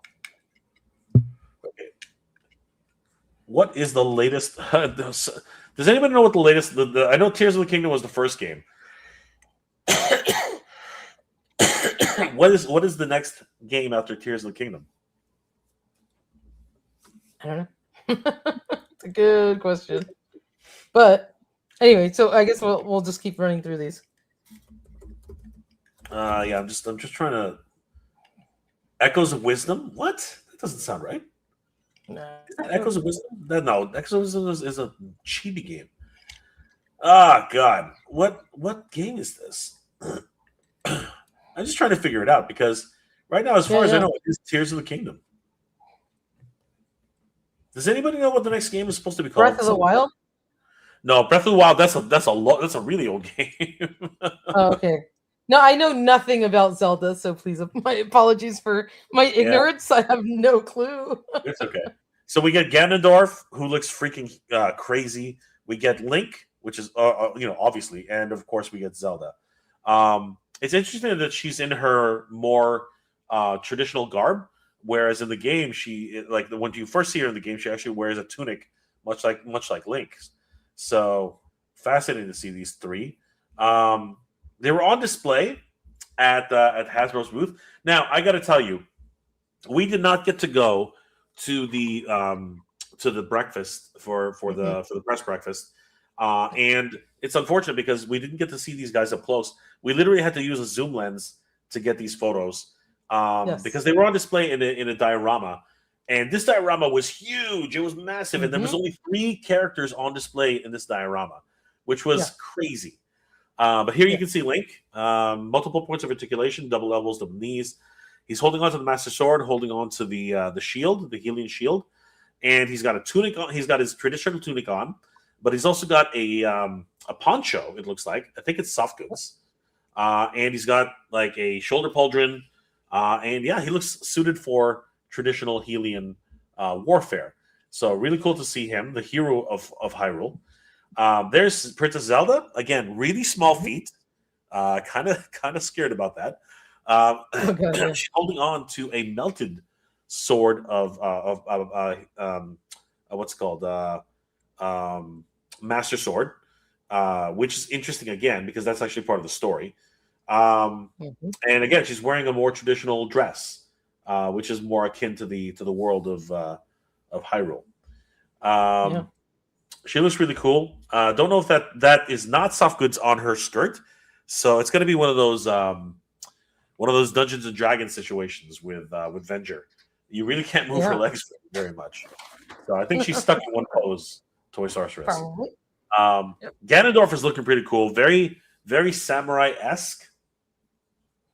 He's got a kimono type of attire, but at the same time, he looks like he's from an ancient Middle Eastern tribe, which is fascinating. Really cool to see the way he looks. He has really nice detail on him. He does. So again, Hasbro was doing this crazy thing with their dioramas, which they used to do years ago. They used to do them like 5 or 6 years ago. Last time I saw, they look like giant store windows, like you're walking up to a department store window display, from floor to ceiling, whole thing glass, and then all the stuff is kind of far back. It was crazy. It was absolutely bonkers. But still, really cool to see, and very, very much excited about that. Switching gears again, let's talk about G.I. Joe. And finally, after months of speculation, it was finally confirmed that the Thunder Machine will be on the docket for 2027. This, along with some other really exciting announcements as well. But the Thunder Machine was really the big one. Lara Croft also went up for pre-order and pretty much sold out 3 times. So anybody interested in Lara Croft, good luck.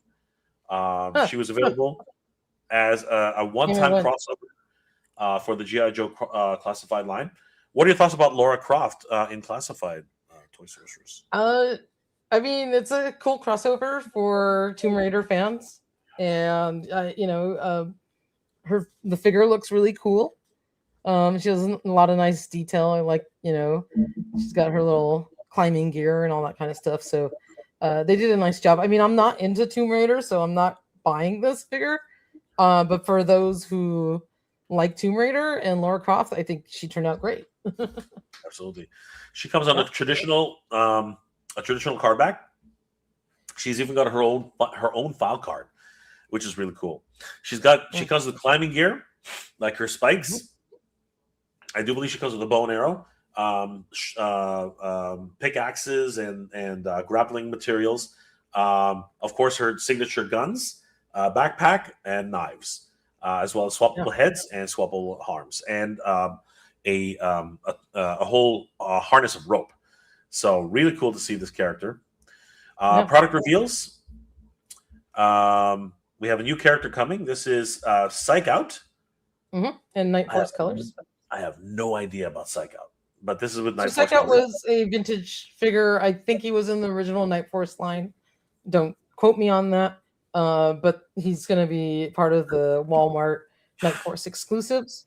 So he's in the Night Force colors. I'd love to see him in regular colors, but he was one of the vintage Real American Hero figures and had kind of like some more science futuristic type communication gear on him. So there he is in his packaging. Very, very cool. Yep. We have Flint. That's retro cardback Flint. Is that Flint? Not Flint. Sorry, Falcon. Yeah, I was about to say. I am tired. It's been a long day. It's been a long week. Yeah. That's retro cardback Falcon with a brand new head sculpt. They fixed the head on Falcon because he had terrible head. Terrible. So now he looks good. I love his colors. I can't wait the for colors this look one. So much more traditional. I really like absolutely. It. Female Cobra is this a Valkyrie? Or female Cobra Trooper. Yeah. Female Cobra Trooper. Okay. Yeah, female Cobra Trooper. So retro she's looking good. Back. That's on the retro card back. This is Flash. He looks awesome. Yeah, that's also a retro card back figure. I love great. Flash. He looks really, really cool. Yeah, he looks really good. So there they are. Really so Cobra Valkyrie, as you said, Falcon and Flash. Pre-order Tuesday. They already went up for pre-order. Yeah, they went up for pre-order right after we left. Yes. At least they didn't put stuff for pre-order like while we were on the show floor like last year. I think so too, honestly. And then we had a 2-pack for Junkyard and is that Bazooka? No, that's Leatherneck. Is that Junkyard and Mutt and Leatherneck? Oh, wow. Oh, wait. It's Mutt and Junkyard and Footloose. It's Footloose. Footloose. Sorry, it was Footloose, not Leatherneck. Sorry. Yeah. Junkyard. I did not catch up on any of these. So real quick, the Baroness of Toys brings up a good point. It looks like Falcon, the retro cardback one, has brown, like a brown suit with green spots for his camo, where he should have been more green with brown spots on his camo. And I think she's absolutely right in terms of the proportions of color how they did him. So maybe they got that a little swap because the brown looks a bit saturated to me. Yeah, I think it's actually more akin to. I think he looked that way in the movie. I can't remember. Oh, did he? Yeah, that's more the movie Falcon. Because in the movie, in the movie he actually had those fatigues. The other colors. Because I guess if you remember, we did get the Super 7 O-ring one, and he looked the same. Yep. Yeah. You're right. Yeah. Okay. Well, there you go, Baroness. Baroness is not wrong. Baroness is not wrong. Though. He's cartoon colors. Rather than vintage toy colors, because really the original colors, as you can see here, they definitely were more green in nature. But the way, that's the way it is for, you see that? The way it is for the so there's the vintage. So he definitely was more green in nature, but in the movie they gave him much more of a brown, and I think that's what they were going for. With this version. Which is fine because he'll be a totally different figure than the one we have now. Yeah, which is great because he's on the traditional card back and give him a little bit more. He's gonna look really good. And thank you, Pathfinder Rule. Yes, that's Footloose. Yep, it is. Not love it. So if anybody missed the Cobra, what are these damn things called? The Snake armor. Yeah, the snake armor. Yeah. If anybody missed the snake armor, they have the red crimson versions coming out. They went on sale on Tuesday, so don't know if they're still available or not. They probably are. I think people always wanted the white versions, whereas the red versions they can hold off on. The red one was really cool. It's huge. Absolutely. This was the big announcement of the day, though. Finally, the Triple T tank has finally been unveiled. And it comes with a unique version of Sergeant Slaughter. I've been waiting for this one for a long time. I like the cup. I like the cup transformer version, but it just wasn't the same. You know what I mean? I agree with you. This one's rad. Just to go back, they're not sold out. Amazon still has them up for pre-order. Excellent. And the link is in our article. So if you want to get to it quickly, go to our article, but the snake armor is still up on Amazon. There you go. And it's cool because he has a green lens. That one's pretty rad. Yeah. So this one, of course, is the Triple T tank, and people have been waiting on bated breath for this. Don't know, when is this? Yeah, it's going to go on sale August 12th with the exclusive figure of Sergeant Slaughter. I'm really excited for this one. I'm out of G.I. Joe, but I probably will just go ahead and dip my toe back in for this one. Oh, you absolutely have to. This one's freaking rad. It's a must. I love it. We have a 3-pack for anybody who missed out on these army builders. They look like stormtroopers to me, though. What are your thoughts, Toy Sorcerers? Yeah, so they reused the Steel Brigade helmet for the figure, and then we've got I believe what's the other ones that come in this pack? Is there bats again? I don't know which ones are in here because I really have not looked at it, so my apologies. Arctic Camouflage. Yes. Oh man, it doesn't really say. It's called a sniper figure. Cobra, go up. Is there a snow serpent in there? But that is a snow serpent. It's their variations on. Got the extra. Yeah. On them. Yeah, it's weird to say who these are, but basically they're three. It's a 3-pack of what is, it doesn't even say. It sort of says that snow serpent has like that the wolf. Yeah, that's the snow serpent. Thing on it. Yeah. Anyway, if you guys are interested in building up your, for not knowing what I'm talking about right now. This one again, I haven't been in G.I. Joe in a while, but if anybody's interested in this pack, it's available August 26th. Now, name only reveals. Hardball is coming. Interesting.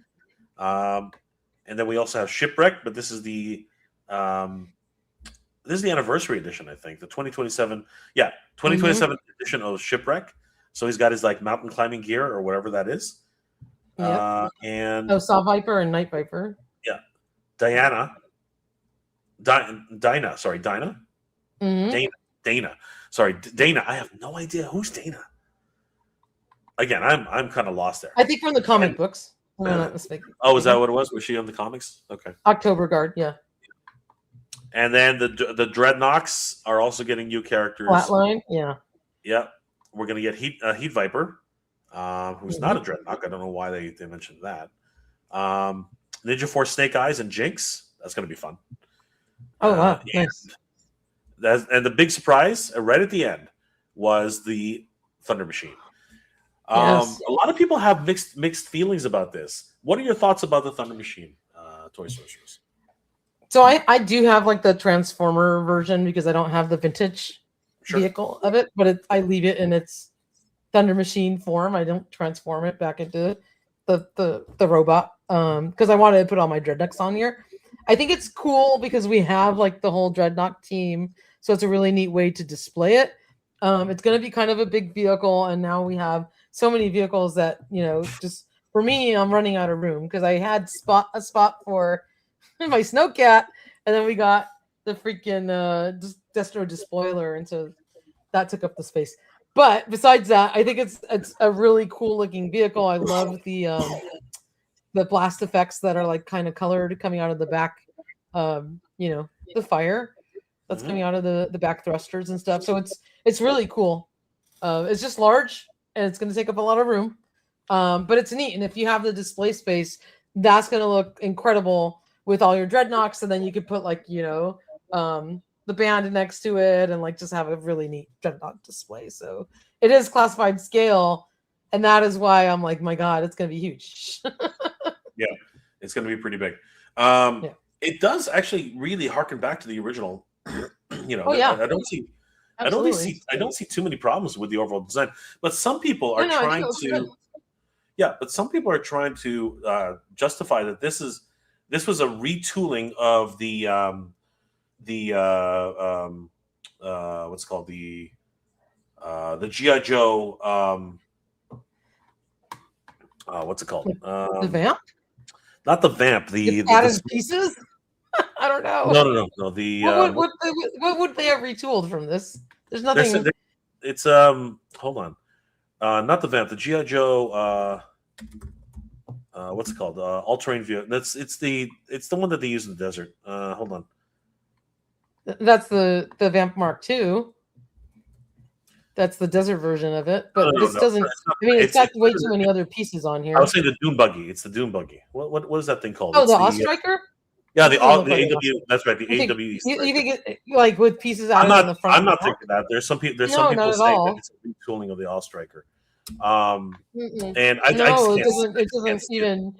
There's I can't see that in there either. The only thing I can see slightly retooled is the way they do these little window flaps, and that's about it.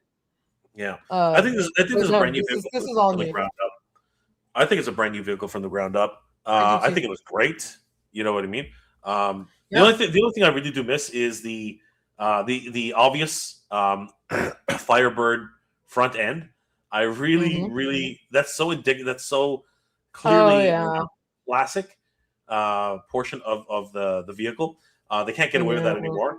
But I mean, that was really iconic in terms of it. But they didn't get the license for Pontiac. I'm totally kidding. I know, right? Pontiac's gone. That's crazy. But yeah, there it is. So hugely excited. No word on pricing on this, but it is the 40th anniversary animated movie. So this is actually going to be part of the animation. So this is going to be cool. So yeah, they're going to celebrate a lot of really great things.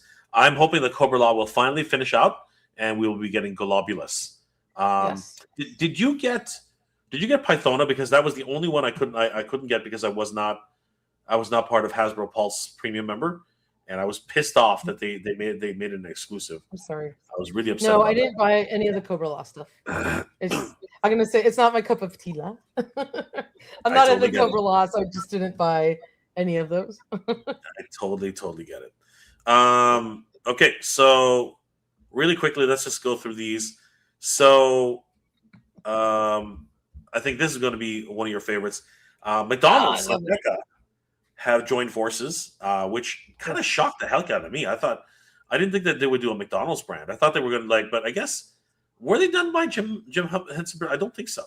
Right? These are their own unique. They were McDonald's own proprietary characters, and it goes back a long way. And they got sued by HR Puff and Stuff's Sid and Marty Krofft because they thought they looked too much like their characters. And so for many, many years, we lost the McDonald characters, including Mayor McCheese and Officer Big Mac, because they said it looked too much like the That's crazy. characters. They're freaking. I know. I know. I'll just tell you guys a little bit of the history, why they went away. So these are great. We saw a couple things at New York Toy Fair, and they did have cardboard cutouts of what ultimately are going to be Ultimates figures. They showed a Ronald McDonald and I think a Hamburglar, if I'm not mistaken. So we didn't see any of the Ultimate action figures here. Yeah. We got these awesome bobbleheads, which are great, the head knockers, and the Ben Cooper costume kids of Birdie and Grimace and Hamburglar. These are currently up on NECA's website for pre-order because I've already ordered them. They went up right after Comic-Con. These are really cool to see. I really like the Grimace. It's more like a statue than anything else, but it's really fun. Great. Yeah, he's great. So really cool I love these. I am over the moon that they're doing McDonaldland characters. I can't wait. Give them all to me. Bring them all. I really, really, really want to see Mayor McCheese and Officer Big Mac. Gotta get those guys because I have yet to see any. I'm hoping that those characters aren't have the kibosh because of that lawsuit many years ago. I think these were allowed to kind of maintain in the zeitgeist because they're a little bit different, but we'll see. Hopefully they bring those back too. Do them all, NECA, please. And sticking with the Muppet type theme, the 2026 booth images for the Muppets also were on display, and these are awesome. We have Miss Piggy, we have Gonzo, we have his chicken. We got Camilla. Camilla. And then the Phenomena Band, which are currently up on Big Dad Toy Store for pre-order. These are awesome. Manamana Miss Piggy and the looks great. sloths. And Miss Piggy's awesome. She looks great. She looks amazing. Wow. It always weirds me out whenever I see legs on Muppets, but I know, right? They look cool. They look really cool. They look awesome. And then they also had the Kermit the Frog that was on display, which we'll talk about. And he's also up for pre-order right now. Yeah. And there's an interesting version of Kermit as well. Now, Yes. are those? Is it the whole set there with Gonzo with the piano? I think the Gonzo would come with like the little fruits, and then Camilla, obviously, his companion chicken and the alternate heads. So they're all going to get packed with like some extras that you see in the background. Yeah. That's crazy. Yeah. So Camilla looks the what are they called? The Slavs. The Slavs and Manamana. Yeah. They look great. I love that song. That song was hilarious. Manamana. Do, do, do, do, do. Manamana. Do, do, do, do. I love it. These guys are awesome. Oh, they look great. They look great, and they're up for pre-order now. So if you want to pick them up, and premiering on Toy. Yeah. Yep, Toy Collector Magazine.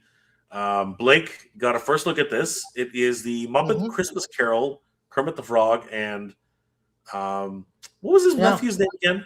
Robin. Robin, that's right. And so this Bob Cratchit and Tiny Tim. This is a perfect set. This is a perfect set. Super cute. Super cute. That's up to for pre-order. How adorable is that? They look for the holidays. I love it. And again, the legs still weird me out, but I can live with it. These guys look freaking incredible. To me, they're not puppets; they're characters. They're like not alive, but they were part of our childhood. So they were. I feel like. I think NECA's doing a bang up. I think NECA's doing a bang up job with these. I'm really excited about them. So yeah, really, really happy that these are coming out, and they just keep coming. I mean, we got Oscar the Grouch from NECA as well, so he looks cool. And again, he looks more normal to me because he's got no legs. You know what I mean? Like that's he Oscar looks great. the Grouch. He comes with Wormy, which is so cool. His little pet worm, and that is so cute. I love Wormy. And his rubber ducky that looks all pissed off. I don't remember his name. That is so much fun. Oh my god, that's crazy. All right. Do you have any of these NECA Sesame Street figures? No. I'll admire them from afar because I just have like here's the problem. I'm still collecting 1/6 scale for Mondo. Like, this is stupid. Like, I have no room. Why? That's the problem right there. Like, they're so cool, but they take up so much room. I had to make the decision to cut Mondo out so I can get other stuff. I love Mondo. Like a bunch of other lines. I can't help myself. I really can't. I don't blame you. I don't blame you. And I'm just like, oh, look away. Dude, the freaking, I know, these are the Motu stuff and the Ecto 1. God, they're killing me. We're going to get to that really quick. So the next wave of Master Universe 2000X figures were also revealed. We have Ice Power He-Man, who looks crazy. He literally looks like he's from some sort of D&D. He looks like he's from some sort of role-playing game.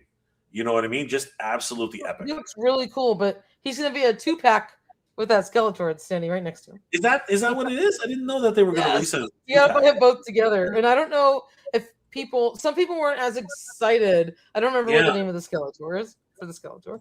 It's I think it's Firepower. Firepower. Yeah. Fire armor Skeletor. I think is what it is. Okay, go ahead and take a drink of water. Yeah, it's pretty crazy. I love the armor. I love the design, the soft goods, everything about it is just epic, right? But yeah, yes. Fire armor, dragon. No, sorry. Wait. It is fire armor, isn't it? Where was it?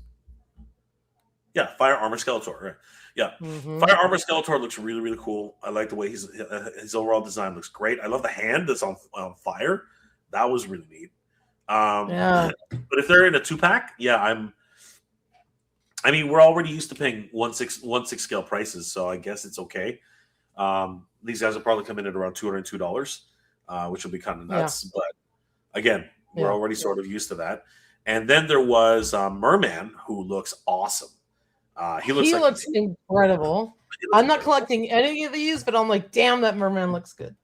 He looks really, really good. Maybe if I have to do a one-off, he looks really cool. I know, right? I love the armor. I love the scales. I love all the details. Keldor, who I did He's pre-order. going to make me cough, too. I know, right? Keldor, who looks awesome. I did order him. Did you order Keldor? No, I'm not. I haven't bought any of these. I thought Keldor was a perfect exclusive. He looks great. The only Mondo stuff I have right now is the 1/12 Ghostbuster figures, which I'm missing 2 of them that have not shipped to me yet. Yeah, I'm still waiting on those 2.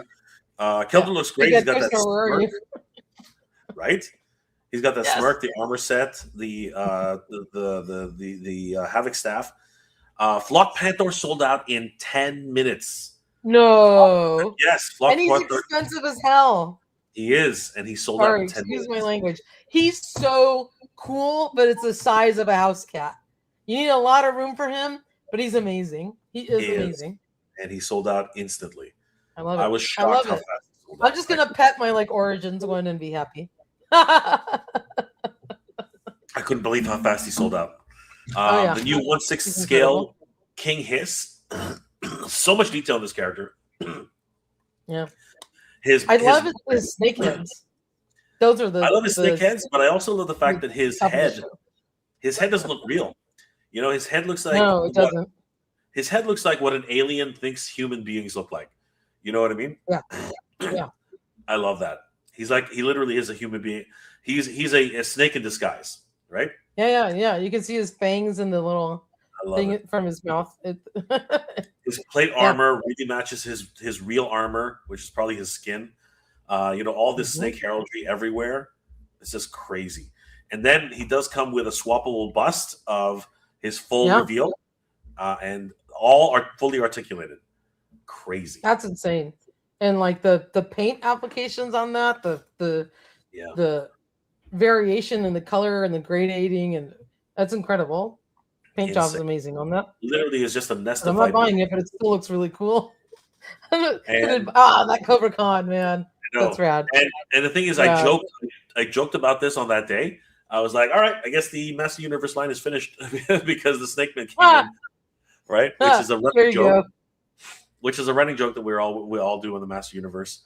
But this was really cool. But what was really cool about, like, he looks amazing. The paint looks great. A wonderful new take on Cobra Khan, but the master stroke, Toy Sorceress, is that his extra head can actually have Modi the Moat Monster. I know. This is a 1/6 scale figure, right? It is 1/6 scale. Poor Modi.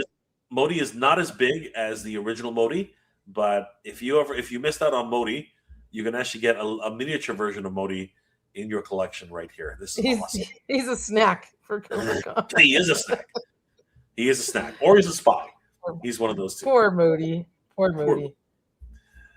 Well, you know what? He might live to see another day. The vinyl turtle. You said the magic word. Everyone, take a drink. No, right? So do you want to tell us about what happened? Do you want to tell us what happened with these vinyl turtles? Like Michael's like the luckiest person on the planet. That's what happened. Go ahead. Freaking Michael. Dude, okay, these are really cool. They're a San Diego Comic-Con exclusive set of all 4 turtles, the vinyl figures, new head sculpts. These are the turtles in disguise, so they've got really cool overcoats on each one and a little hat that fits on these specific figures. And there's a cutout on the back so that their little the weapon sheaths stick out of it. You can still sheathe their weapons on it. They come in a freaking pizza box, which looks incredible with the 4-pack. It's huge. So here we are at the Toy Tubers Unite party, having a good time, and they're doing a giveaway to all the people who attended, the ticket holders or whatever. And so they've got the duck race going, and everyone's email address is under the ducks showing, and who is the one that wins, which Mondo was an incredible Sponsor of Toy Tubers Unite. Thank you, Mondo. You guys are awesome. Who wins the 4-pack of freaking undercover Turtles in Disguise?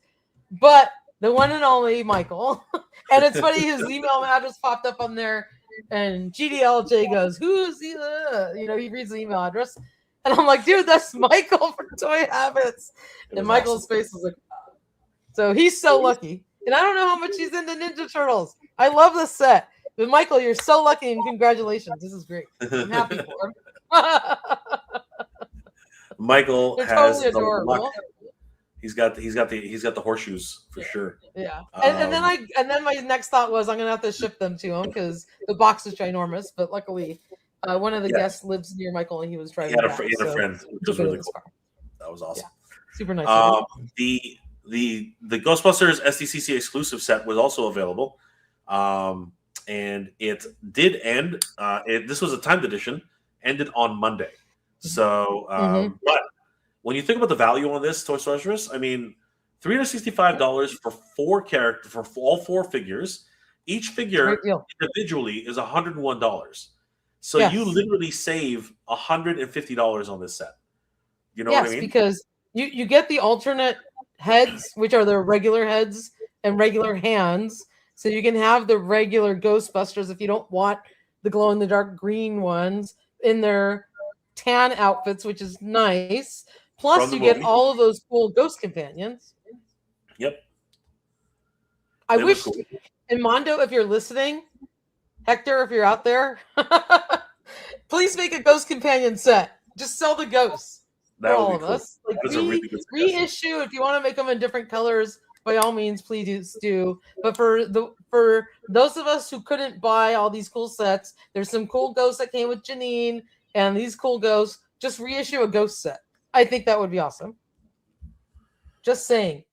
The next thing you know, they'll come out with a firehouse. I'm totally joking. I'm starting. We don't know.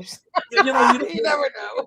You don't know that they did have freaking Ecto 1, which is incredible. They had the Ecto 1. They had. I know. I was shocked. We were all shocked. We were all freaking gobsmacked. Like that one really took us for a loop. I mean, this thing was ginormous. This thing is huge.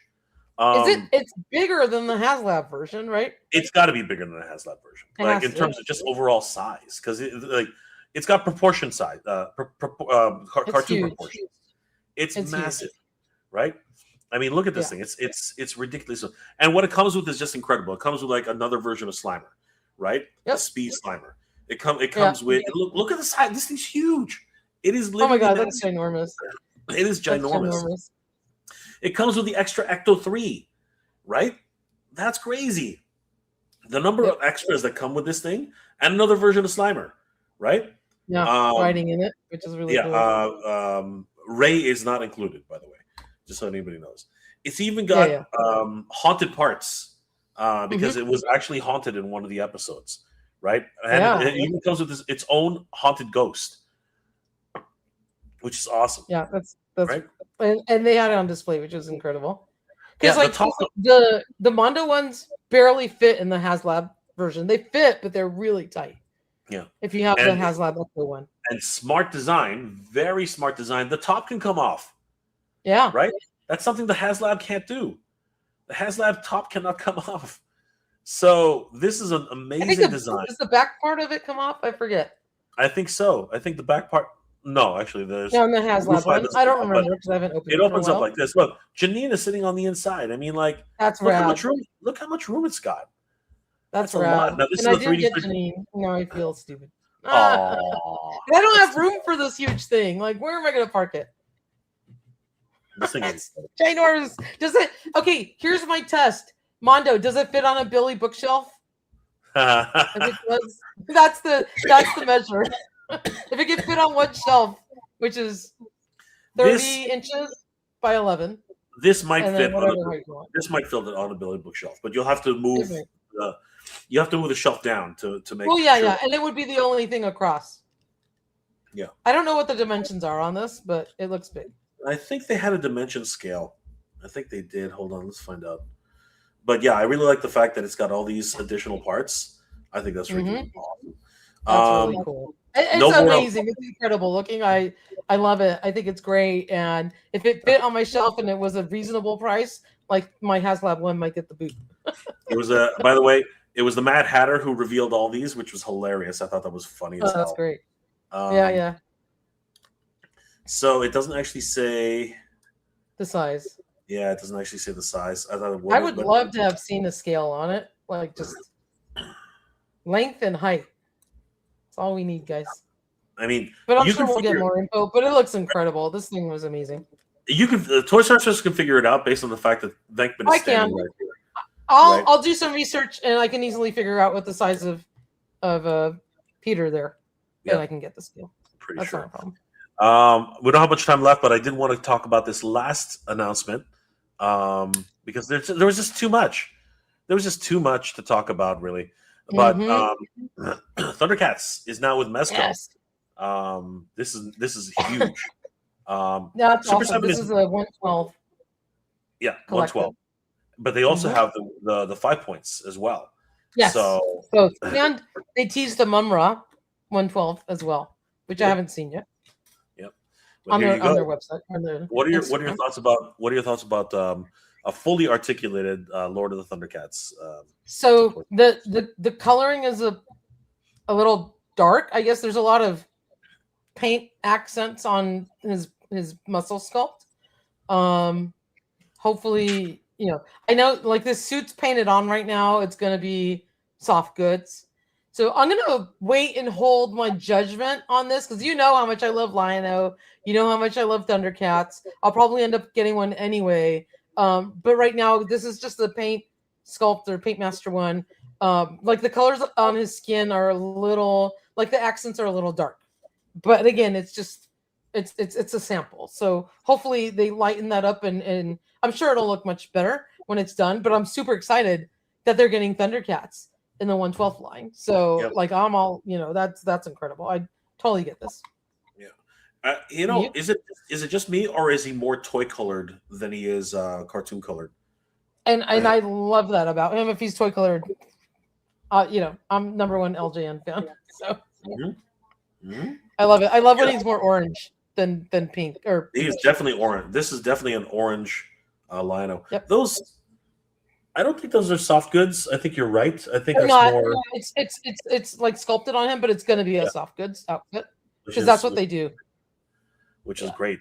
Definitely, that's supposed to mimic soft goods. So that's awesome. I'm really excited about this. I'm going to do more of a breakdown with JP of ThunderCats Classics on ThunderCats Slayer.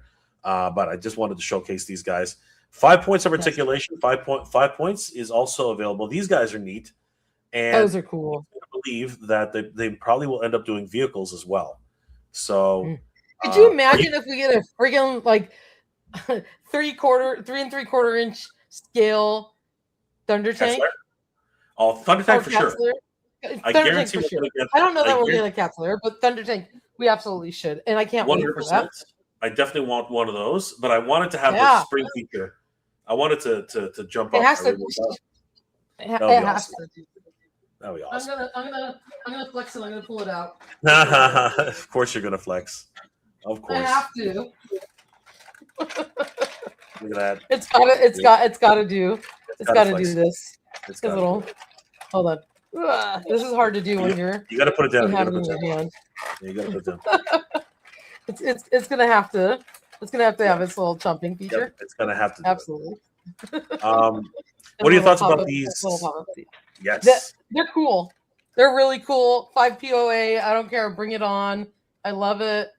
The more ThunderCats, the better. Like I'm stoked about these. That's great. These are awesome. I was like so excited. I was so excited when I saw just the announcement that Mezco was getting the ThunderCats license. I was like, wow, that's so cool. So I'm stoked. Like bring it on. Like I'm so happy. I have like the 5 points Batman 89 stuff. Super cute. It's still like relatively affordable. It's a good scale, so it doesn't take up a lot of room. I love it. Yeah. I'm happy with these. They're great. I'm not complaining, but they are really thin. Yeah, I know. And that's part of the 5 POA. You know, That's probably I get it. That's probably my only comment, Yeah. that they're really thin, right? Mm-hmm. Other than that, Mumra's big. Mumra's chunky. the beefiest one, right? He's actually what I would expect from that type of scale, right? Even the 6-inch version, right? The 112, he's kind of thin too. But again, it's more realistic than it is anything else, so I can live with it, right? Yeah. I would be very excited to see a Thunder Tank. I would be more excited to see a Cat Slayer. I think that would be insane if we get a Cat Slayer. That would be insane. I think that would be nuts. That would be totally insane. Look how cool they are, though. That's awesome. They are very, very, very cool. These are nicer than like the Super 7 reaction figures, which are basically the same scale and still 5 POA. These are much better. 100%. Yeah. So we just have so many things that were announced. I'm just going to go literally shotgun style because we only have time for shotgun style now. So I barely have time for that. I know. Run through super fast. Jada exclusives. They had the head pack, which Danny and I waited in a 2.5 hour line for. It was crazy. They had the new Scooby Doo releases. Finally, we're getting Scooby Doo. I mean, why would you have a toy line called Scooby Doo if you don't have Scooby Doo? So finally, we're getting Scooby Doo, getting a whole host of monsters, it was a great reveal for Jada. Their Invincible line is going absolutely bonkers. I did a whole video on that, so you guys can check that one out. Mondo dropped some brand new reveals for their 1/6 scale line. The Sorceress is going to be on 1/6. Stratos is going to be on 1/6, and they just announced 2000X 1/12 Trapjaw, and they also have a new version of Terror Claw's Skeletor, a deluxe version, very much the same way they did Power Punch He-Man. So it's going to be crazy for the 1/6 scale line. Mondo's just killing it. They are. WWE Superstars once again coming out with brand new characters. We have finally we have the Iron Sheik. I've been waiting for these types of characters. Me too. Oh my god, that's the one I was most excited about. Love the Iron Sheik. I'm gonna high five you, Jay. Absolutely. We have Brother Love, the Junkyard Dog. So many great characters. The Heart Foundation. Cyndi Lauper apparently is coming to the I love that tag team set. That's really cool. Yeah. I love that too. I've been a fan of JYD so when I was a kid. The British Bulldog, which is really cool. Roman Reigns. And of course The Rock, Mr. Perfect. A lot of great characters being Jake the Snake. I mean, they're all here, man. Jey Uso, right? So many great characters. I love Brother Love. Brother Love was always such a great character. I mean, so much fun. But this guy, the Iron Sheik, he looks so good. And he comes with his belt. He looks so good. That is so cool. The original one, did that one come with the belt? Like on the vintage figure? I don't think it did. No, it did not. But he looks, that's a great addition. Hogan was the only one to come with a belt. And it's great to see the original WWE World Wrestling Federation belt. That's amazing. He looks so good. Jey Uso, yep. He looks fun. Look at all those tattoos. That's incredible. Hilarious. Cyndi Lauper, man. That's awesome. I think that's fun. We have. If you guys don't know, just for why Cyndi Lauper is there, her dad was Captain Lou Albano. So that's why she's tied to wrestling. Yep, and of course she was she was actually at the first WrestleMania, which was awesome. Jim the Anvil Neidhart and Bret the Hitman Hart, great tag team.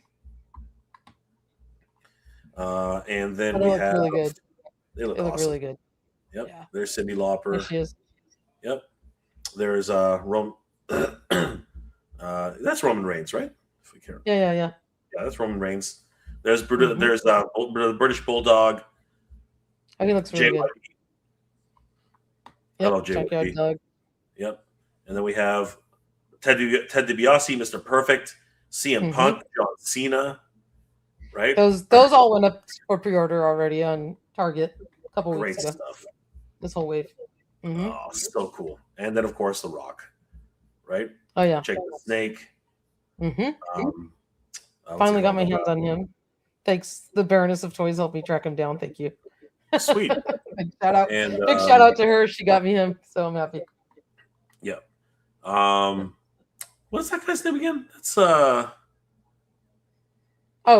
Bundy. No, is that King Kong Bundy? Yeah, that is King Kong Bundy. Yes, that's right. That is King Kong. Okay. Roddy Piper. Oh, Rowdy's like one of my favorites. I love him. I love his little soft goods. It's so hard to find a clean vintage one of him. I have one that he's in fairly good shape, but to get him like fresh and minty off the package, that's awesome. Crazy. That's awesome. Let's see. Yeah, we already talked about the Triple T. Hasbro had some really interesting releases at their booth. They're really digging in deep on their retro line. A lot of cosplay items from back in the day. Ectocharger. Well, this was all just vintage items on display for their display case. See, that's why it was so confusing. It was so confusing sometimes. I know. Right? I didn't know. So that's why I'm helping to jump in. So those are all vintage items on the first few shelves. That next row of figures are the Kenner Classics re-releases of the 4 Ghostbusters, and then Stay Puft and Slimer, and then the Ecto one. And then you have the new releases of all the Ecto Glow characters. So the San Diego Comic-Con 4-pack exclusive from last year, the Ecto one, Ecto Glow, and then the 2-pack of Slimer and Stay Puft that's shipping now. That was also, I think it was shown at San Diego last year, and then it just started shipping. And then, of course, there's the Lewis Tully. It's going to be, I think, in the next one, which I have not gotten yet. The Lewis Tully Ecto Glow Copter. He's right there. That was also San Diego Comic-Con exclusive. This year, I was not able to get him. I think it's going up for pre-order in like 2 weeks. But you know what? I'm going to make one complaint. He's so expensive. That Lewis Tully set's like $69 or $65. Why? Why, Hasbro? That's Why crazy. is it so much money? Those Ghostbusters are like $15 a piece. That little copter should be like $20, like max. Should be like $35, $39 set maximum, not double. Sorry, I'm off my soapbox. No. This was awesome because it was a vintage display. It looked like a kid's room. It had the awesome vintage firehouse on the ground with a bunch of vintage toys. But then what they mixed in on one of the images, you'll see that's a brand new Janine. There was a Janine and Lewis Tully 2-pack that went up for sale during the Comic-Con. There's Lewis and his these are brand new in a little green jumpsuit, and then Janine was in a pink jumpsuit. Right. Awesome. So those are new, and they went up for pre-order during the convention. And then those are the Fright feature figures that sold like a year or two ago, and then the Play-Doh and the Water Zapper are vintage. So they mixed. It's a completely confusing display. If you don't know what all the products were recently released, you would not have a clue what was new and what was old. It was really confusing. That was one of my biggest complaints about that. I mean, like, I get it. It's a celebration of the history of the Ghostbusters and history of Kenner, but it's just, again, a little confusing. No, if you're just like a regular bystander and didn't know what was new product, you would be totally confused. Like I only know because I've been buying the new Kenner Classic stuff for the last few years, so I know what was released. But when you first walk up to the window, it's absolutely confusing. 100%. You got to like start looking at it for a while and figure out what's in there. But it was a cool display. Not necessarily the right way to do something at a convention to showcase new product because it confused people. Yeah. So Ramen Toy showed off their Airwolf 1/18th scale replica with lights and sound. I lost my mind when I saw this. This is insane. Very cool. Were you an Airwolf fan, Toy Sorcerers? I saw the show kind of tangentially, so not really. Like, I love Knight Rider, I love Dukes of Hazzard, I love A-Team, like that kind of stuff. Airwolf was one I kind of just missed. I don't know why. But it's really cool. I just It is didn't incredible. get to see it much when I was a kid. It is incredible. I do remember it though. Yeah, the figures are cool too. They're 5 POA, and they look really really cool. So how are they going to sit in the helicopter? Do they about to say the same thing because they're 5 POA? I really have no idea how they're going to get in the cockpit. That's going to my be only question. Unless they made it so that their legs can clear in the front of the helicopter. Like I think that there was definitely they look cool. They look great. I think there was definitely really a bit of miscommunication there, but I don't know. It's crazy because the figures were not made by Ramen Toy. They were made by Factory Entertainment themselves. So fascinating. Yeah, they're really cool. Yeah. Unfortunately, they will not be able to sit. But they won't be able to sit in the Airwolf though. They also had the license for Tubbs and Crockett, so I thought that was neat. Miami Vice. Yeah, these look like they might have articulated knees and elbows. If I'm not mistaken. Maybe. You see the line in the knee? Yeah, I do. Knee joint, and then there looks like there's an elbow joint in there. That would be cool. So wait, does that mean that these guys might all? Yeah, wait there. Yeah, maybe these guys. Look right there. Do you see it? Oh, okay. Yeah. You're right. I think maybe you're right. Oh, they have something. Yeah, they do. So there we go. Perfect. So they're not 5 POA. They're actually Then we're like 12 POA. All right, cool, awesome. Yeah, glad to hear it. They also had the $6 million man and $6 million woman. That was cool. That's awesome. I want to see him in his red jumpsuit. And then of course they had Knight Rider and Magnum PI. What a great way to round out the 80s, man. So did they have the Ferrari and Kit in the same scale? I don't know if they are going to be able to do that. I haven't heard much about that aspect of it, but you never know. They might find a way to surprise us. So we'll see. Yeah, I mean, even if they're not like lit up and whatever, like we're getting the awesome Ramen Toy version. I already pre-ordered that. That's great, but like, freaking, can I get just like a little Ferrari for Magnum? Like, please, right? Even if it's like plastic, like I really don't care. Like that, he needs his Ferrari, man. He can't just be standing on the street corner waiting for a ride. You know what? I'm pretty sure there are a whole bunch of Ferraris out there on that scale. So I mean, but I don't know. It has to be the Magnum one. I hear. Nacelle unveiled this crazy bridge, which is a Build-A-Bridge, really intricately detailed. But in order to actually build this bridge, you got to buy a lot of figures. I mean, this thing is insane. Did you have a chance to look at this, Toy Sorceress? Because I walked past it. And I'm like, oh my God, that thing's huge. I didn't like get to go look in detail. So we did get to see Giraffe there. Big shout out to Giraffe. Giraffe says that he did ask about the Ferrari and they said it's not off the table, but currently it's a no.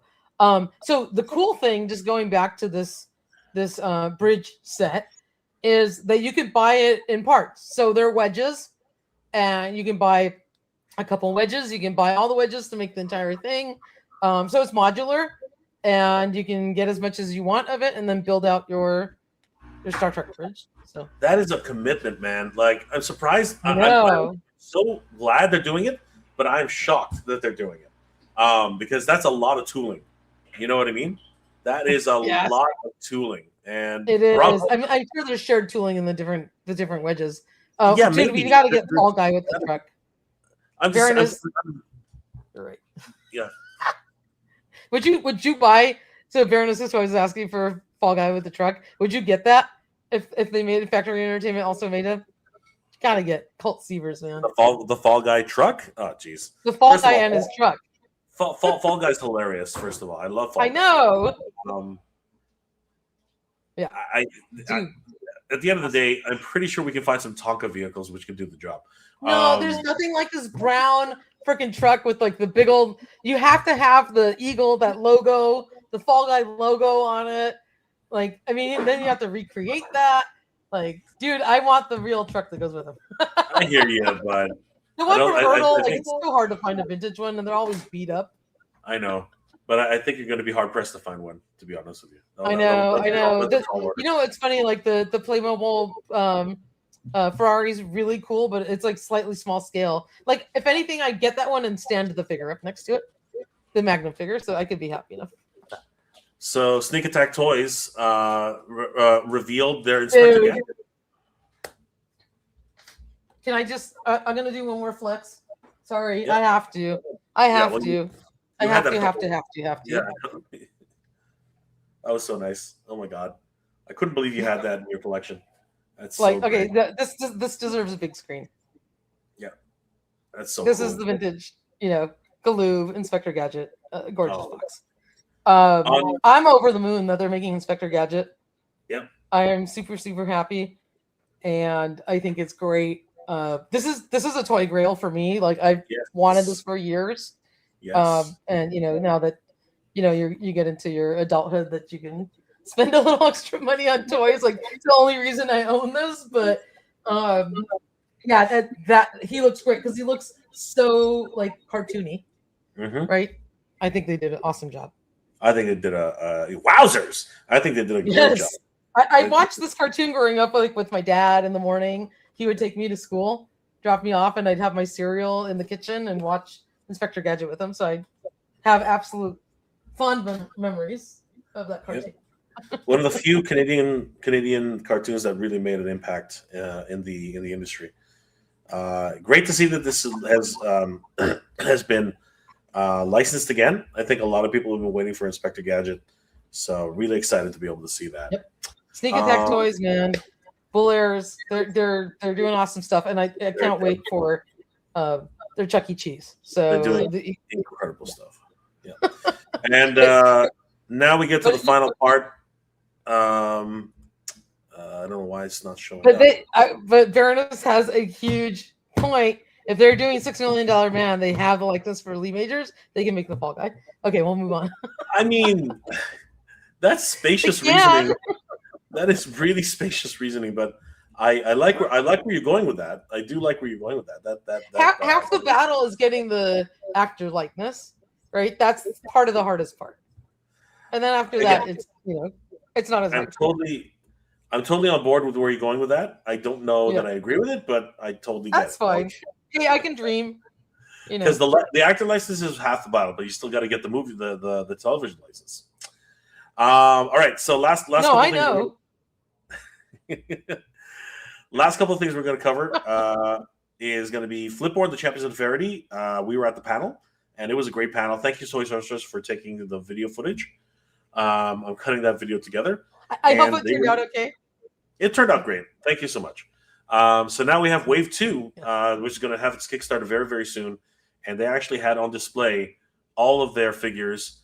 These were at the Toy Tubers Unite panel, and they looked to party, and they looked freaking awesome. We saw figures that were not on display at the show, so Toy Tubers Unite really got an exclusive here, and it was really, really cool to see these. We got to see the Hound of Tarjay, Cash Grab Flipboard, the Tarjay guards. We even got to see some of the little accessories. Like the little Teddy Ruxpin guy, I forget his name. Stabbage Patch Kid, Shreddy Ruxpin, which was that's taking people by storm right now. Shreddy Ruxpin is people are losing their minds over Shreddy Ruxpin. You guys got to make a plush. You got to make a plush of him. A lot of people are saying the same thing. They really are. You can see the Hound. Forget the little figure. Like make him into a plush toy. A lot of people are saying that. We definitely have to look into that. The Hound of Tarjay is looking awesome. He's freaking gigantic. Comes with there's your Bollard toy source. It's right there. I think that's hilarious. I love that. That's so funny. Tosser and Robocat. I can't remember his actual name, but there's Psycho Cat. I think there he is. Very, very cool. And they even teased. That's Cash Grab Catcha. And if you look carefully in the back, you can actually see. Pardon me. They even teased. There's one of the guards, the actual Tarjay guards. They even teased. What's her face? Where is she? Evil Bay. Evil Bay was teased at the. She's literally practically naked there, but they literally. Oh my god, that's why she's all white. I know, right? Got to be careful. Yep. But yeah, they teased Evil Bay, which is something we weren't expecting at all. So yeah, Wave 2 is on its way. Kickstarter information. Look up Flipboard of the Champions of Serenity Wave 2 on Kickstarter. And best of luck to the Mad Hatter. Yeah. I think they're well on their way. Yeah, really excited about that. You can follow the Mad Hatter on his Instagram page, and you can see a lot of these prototypes as well as all the newest updates about that. Shreddy Ruxpin is on fire right now. Shreddy Ruxpin is literally a rock star. Like, people are going crazy. Look at all these comments. People are going crazy over Shreddy Ruxpin. You're right. We need to do a plushie. We need to do a plushie fast. Like,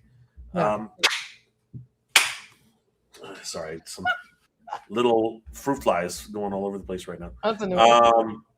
Yeah, look at that. 454 likes. Crazy. Yeah. Crazy. So yeah, guys, definitely. This was funny. There he is on a bollard. Here you go, real life. That's awesome. That's funny. So really cool about that. And like I said, you can see all these crazy pictures from Toy Troopers Unite. And of course, they were at the show at Comic-Con. So you guys can see all those wonderful pictures. Follow the Mad Hatter on Mad Hatter Toy Reviews on Instagram. And Toy Sorceress, something really exciting dropped today, and I'm so excited to talk about this.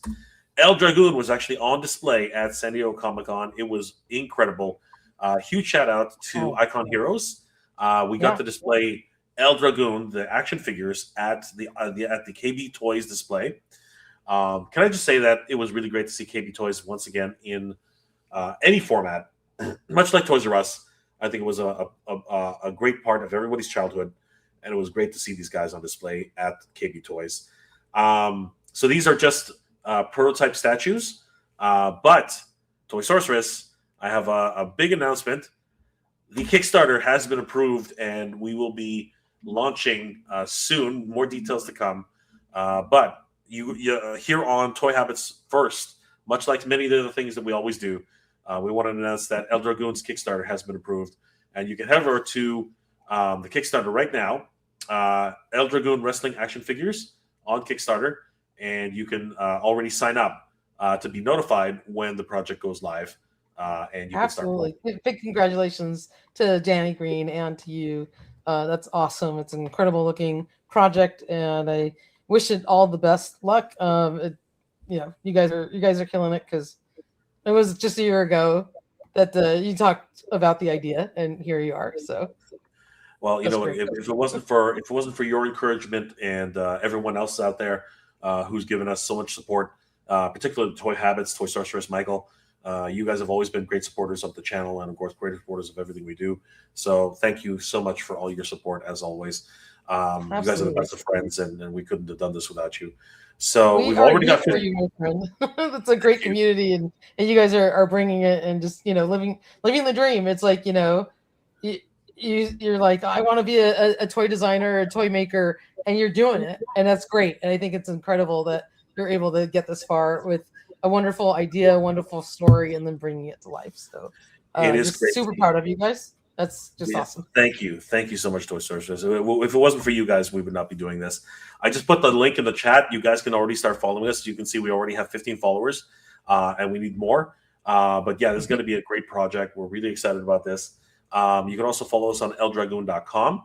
Sign up for our mailing list. A lot of great things are happening with this project. We are very, very excited. See the new artwork. See all the ways you can support. We had a great panel at SDCC this year. It was amazing, and El Dragoon was actually featured on the panel. Huge shout out to Mad Hatter for letting us have a little bit of time to speak. It was amazing. As usual, we really had a great time at the convention, and it was made even more special the fact that we were able to hang out with Toy Sorceress and Michael. So, yeah, guys, thank you so much. And you can see Toy Sorceress right there taking the video with Mr. Toy Sorceress with your crazy camera. I know, right? Jay has this incredible one of those Osmo. I don't know what they're called, but the little hand, blog cameras, pocket, whatever. And the thing had like a mind of its own, and it started focusing on the ceiling and on the side. So I'm sitting here like fighting it like this the whole time, and I'm like, how do I get it to stop? It's a really cool camera. So hopefully the footage turned out okay.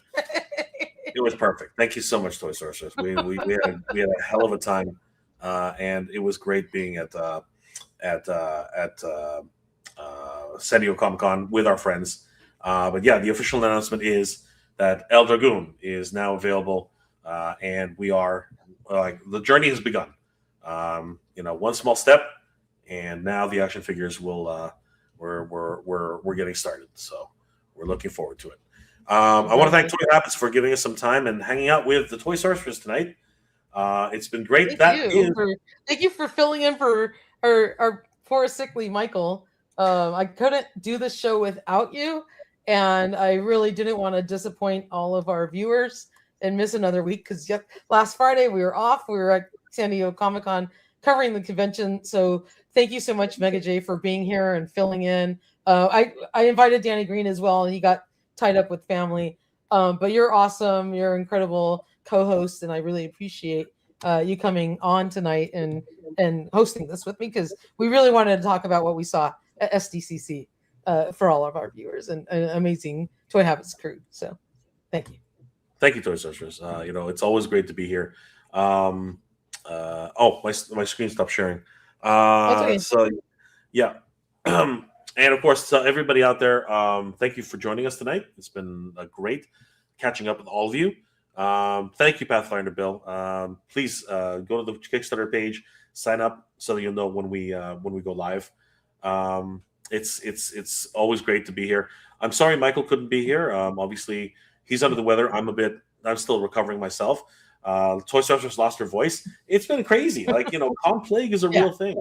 Right, so I'm better now, but again, if you guys don't know, follow Mega J on Mega J Retro. If you don't know, you're under a rock because this guy's incredible.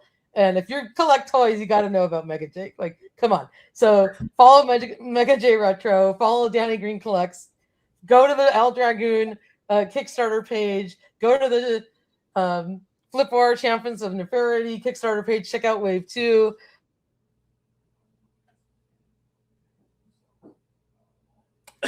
Oh no. Did we lose Toy Sorceress? She just Yeah, okay, I'm back. Again, thank you for joining us tonight. Jay, you're awesome. I had a great time with you and Dan and Mr. Toy Sorceress, and he drove us all around San Diego. So nice of him having the patience to deal with us crazy kids. Absolutely. Guys, please follow Toy Sorceress on all their social Toy Sorceress and Michael of Toy Habits. Follow Toy Habits on all social media. If you want up-to-date links on where to buy all these amazing toys, you definitely have to be following Toy Habits on their website. They have all the wonderful links so you can stay ahead of the game. And it was great hanging out with these guys. And guys, stay tuned. El Dragoon, Flip War, the Champions of Neferity, they're coming, and it's going to be great. And we hope to see you guys very, very soon. I'm going to go to MOTU Fest in September. It's going to be a freaking blast. I've been invited to IshCon, so if anybody we'll see if we can work that out. And I have applied for a professional badge at New York Comic Con this year.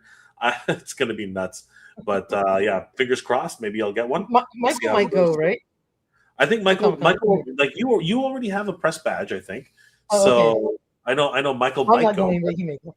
Can I say a big thank you to Pathfinder Bill because his comments super, super sweet. Thank you. I appreciate it. Absolutely. But yeah, Toy Sorceress, thank you again for inviting me. It's always a pleasure hanging out with you. As you, Jay, it's such a pleasure. And again, thank you so much for filling in. I know it was last minute. And Michael was hoping to feel better for tonight, but he just couldn't do it. I wouldn't miss it for the world. Wouldn't miss it. Thank you so much. All right. Well, good night, everybody. Hopefully we'll see you next week. And again, Jay, thanks so much for filling in. We'll see you next time.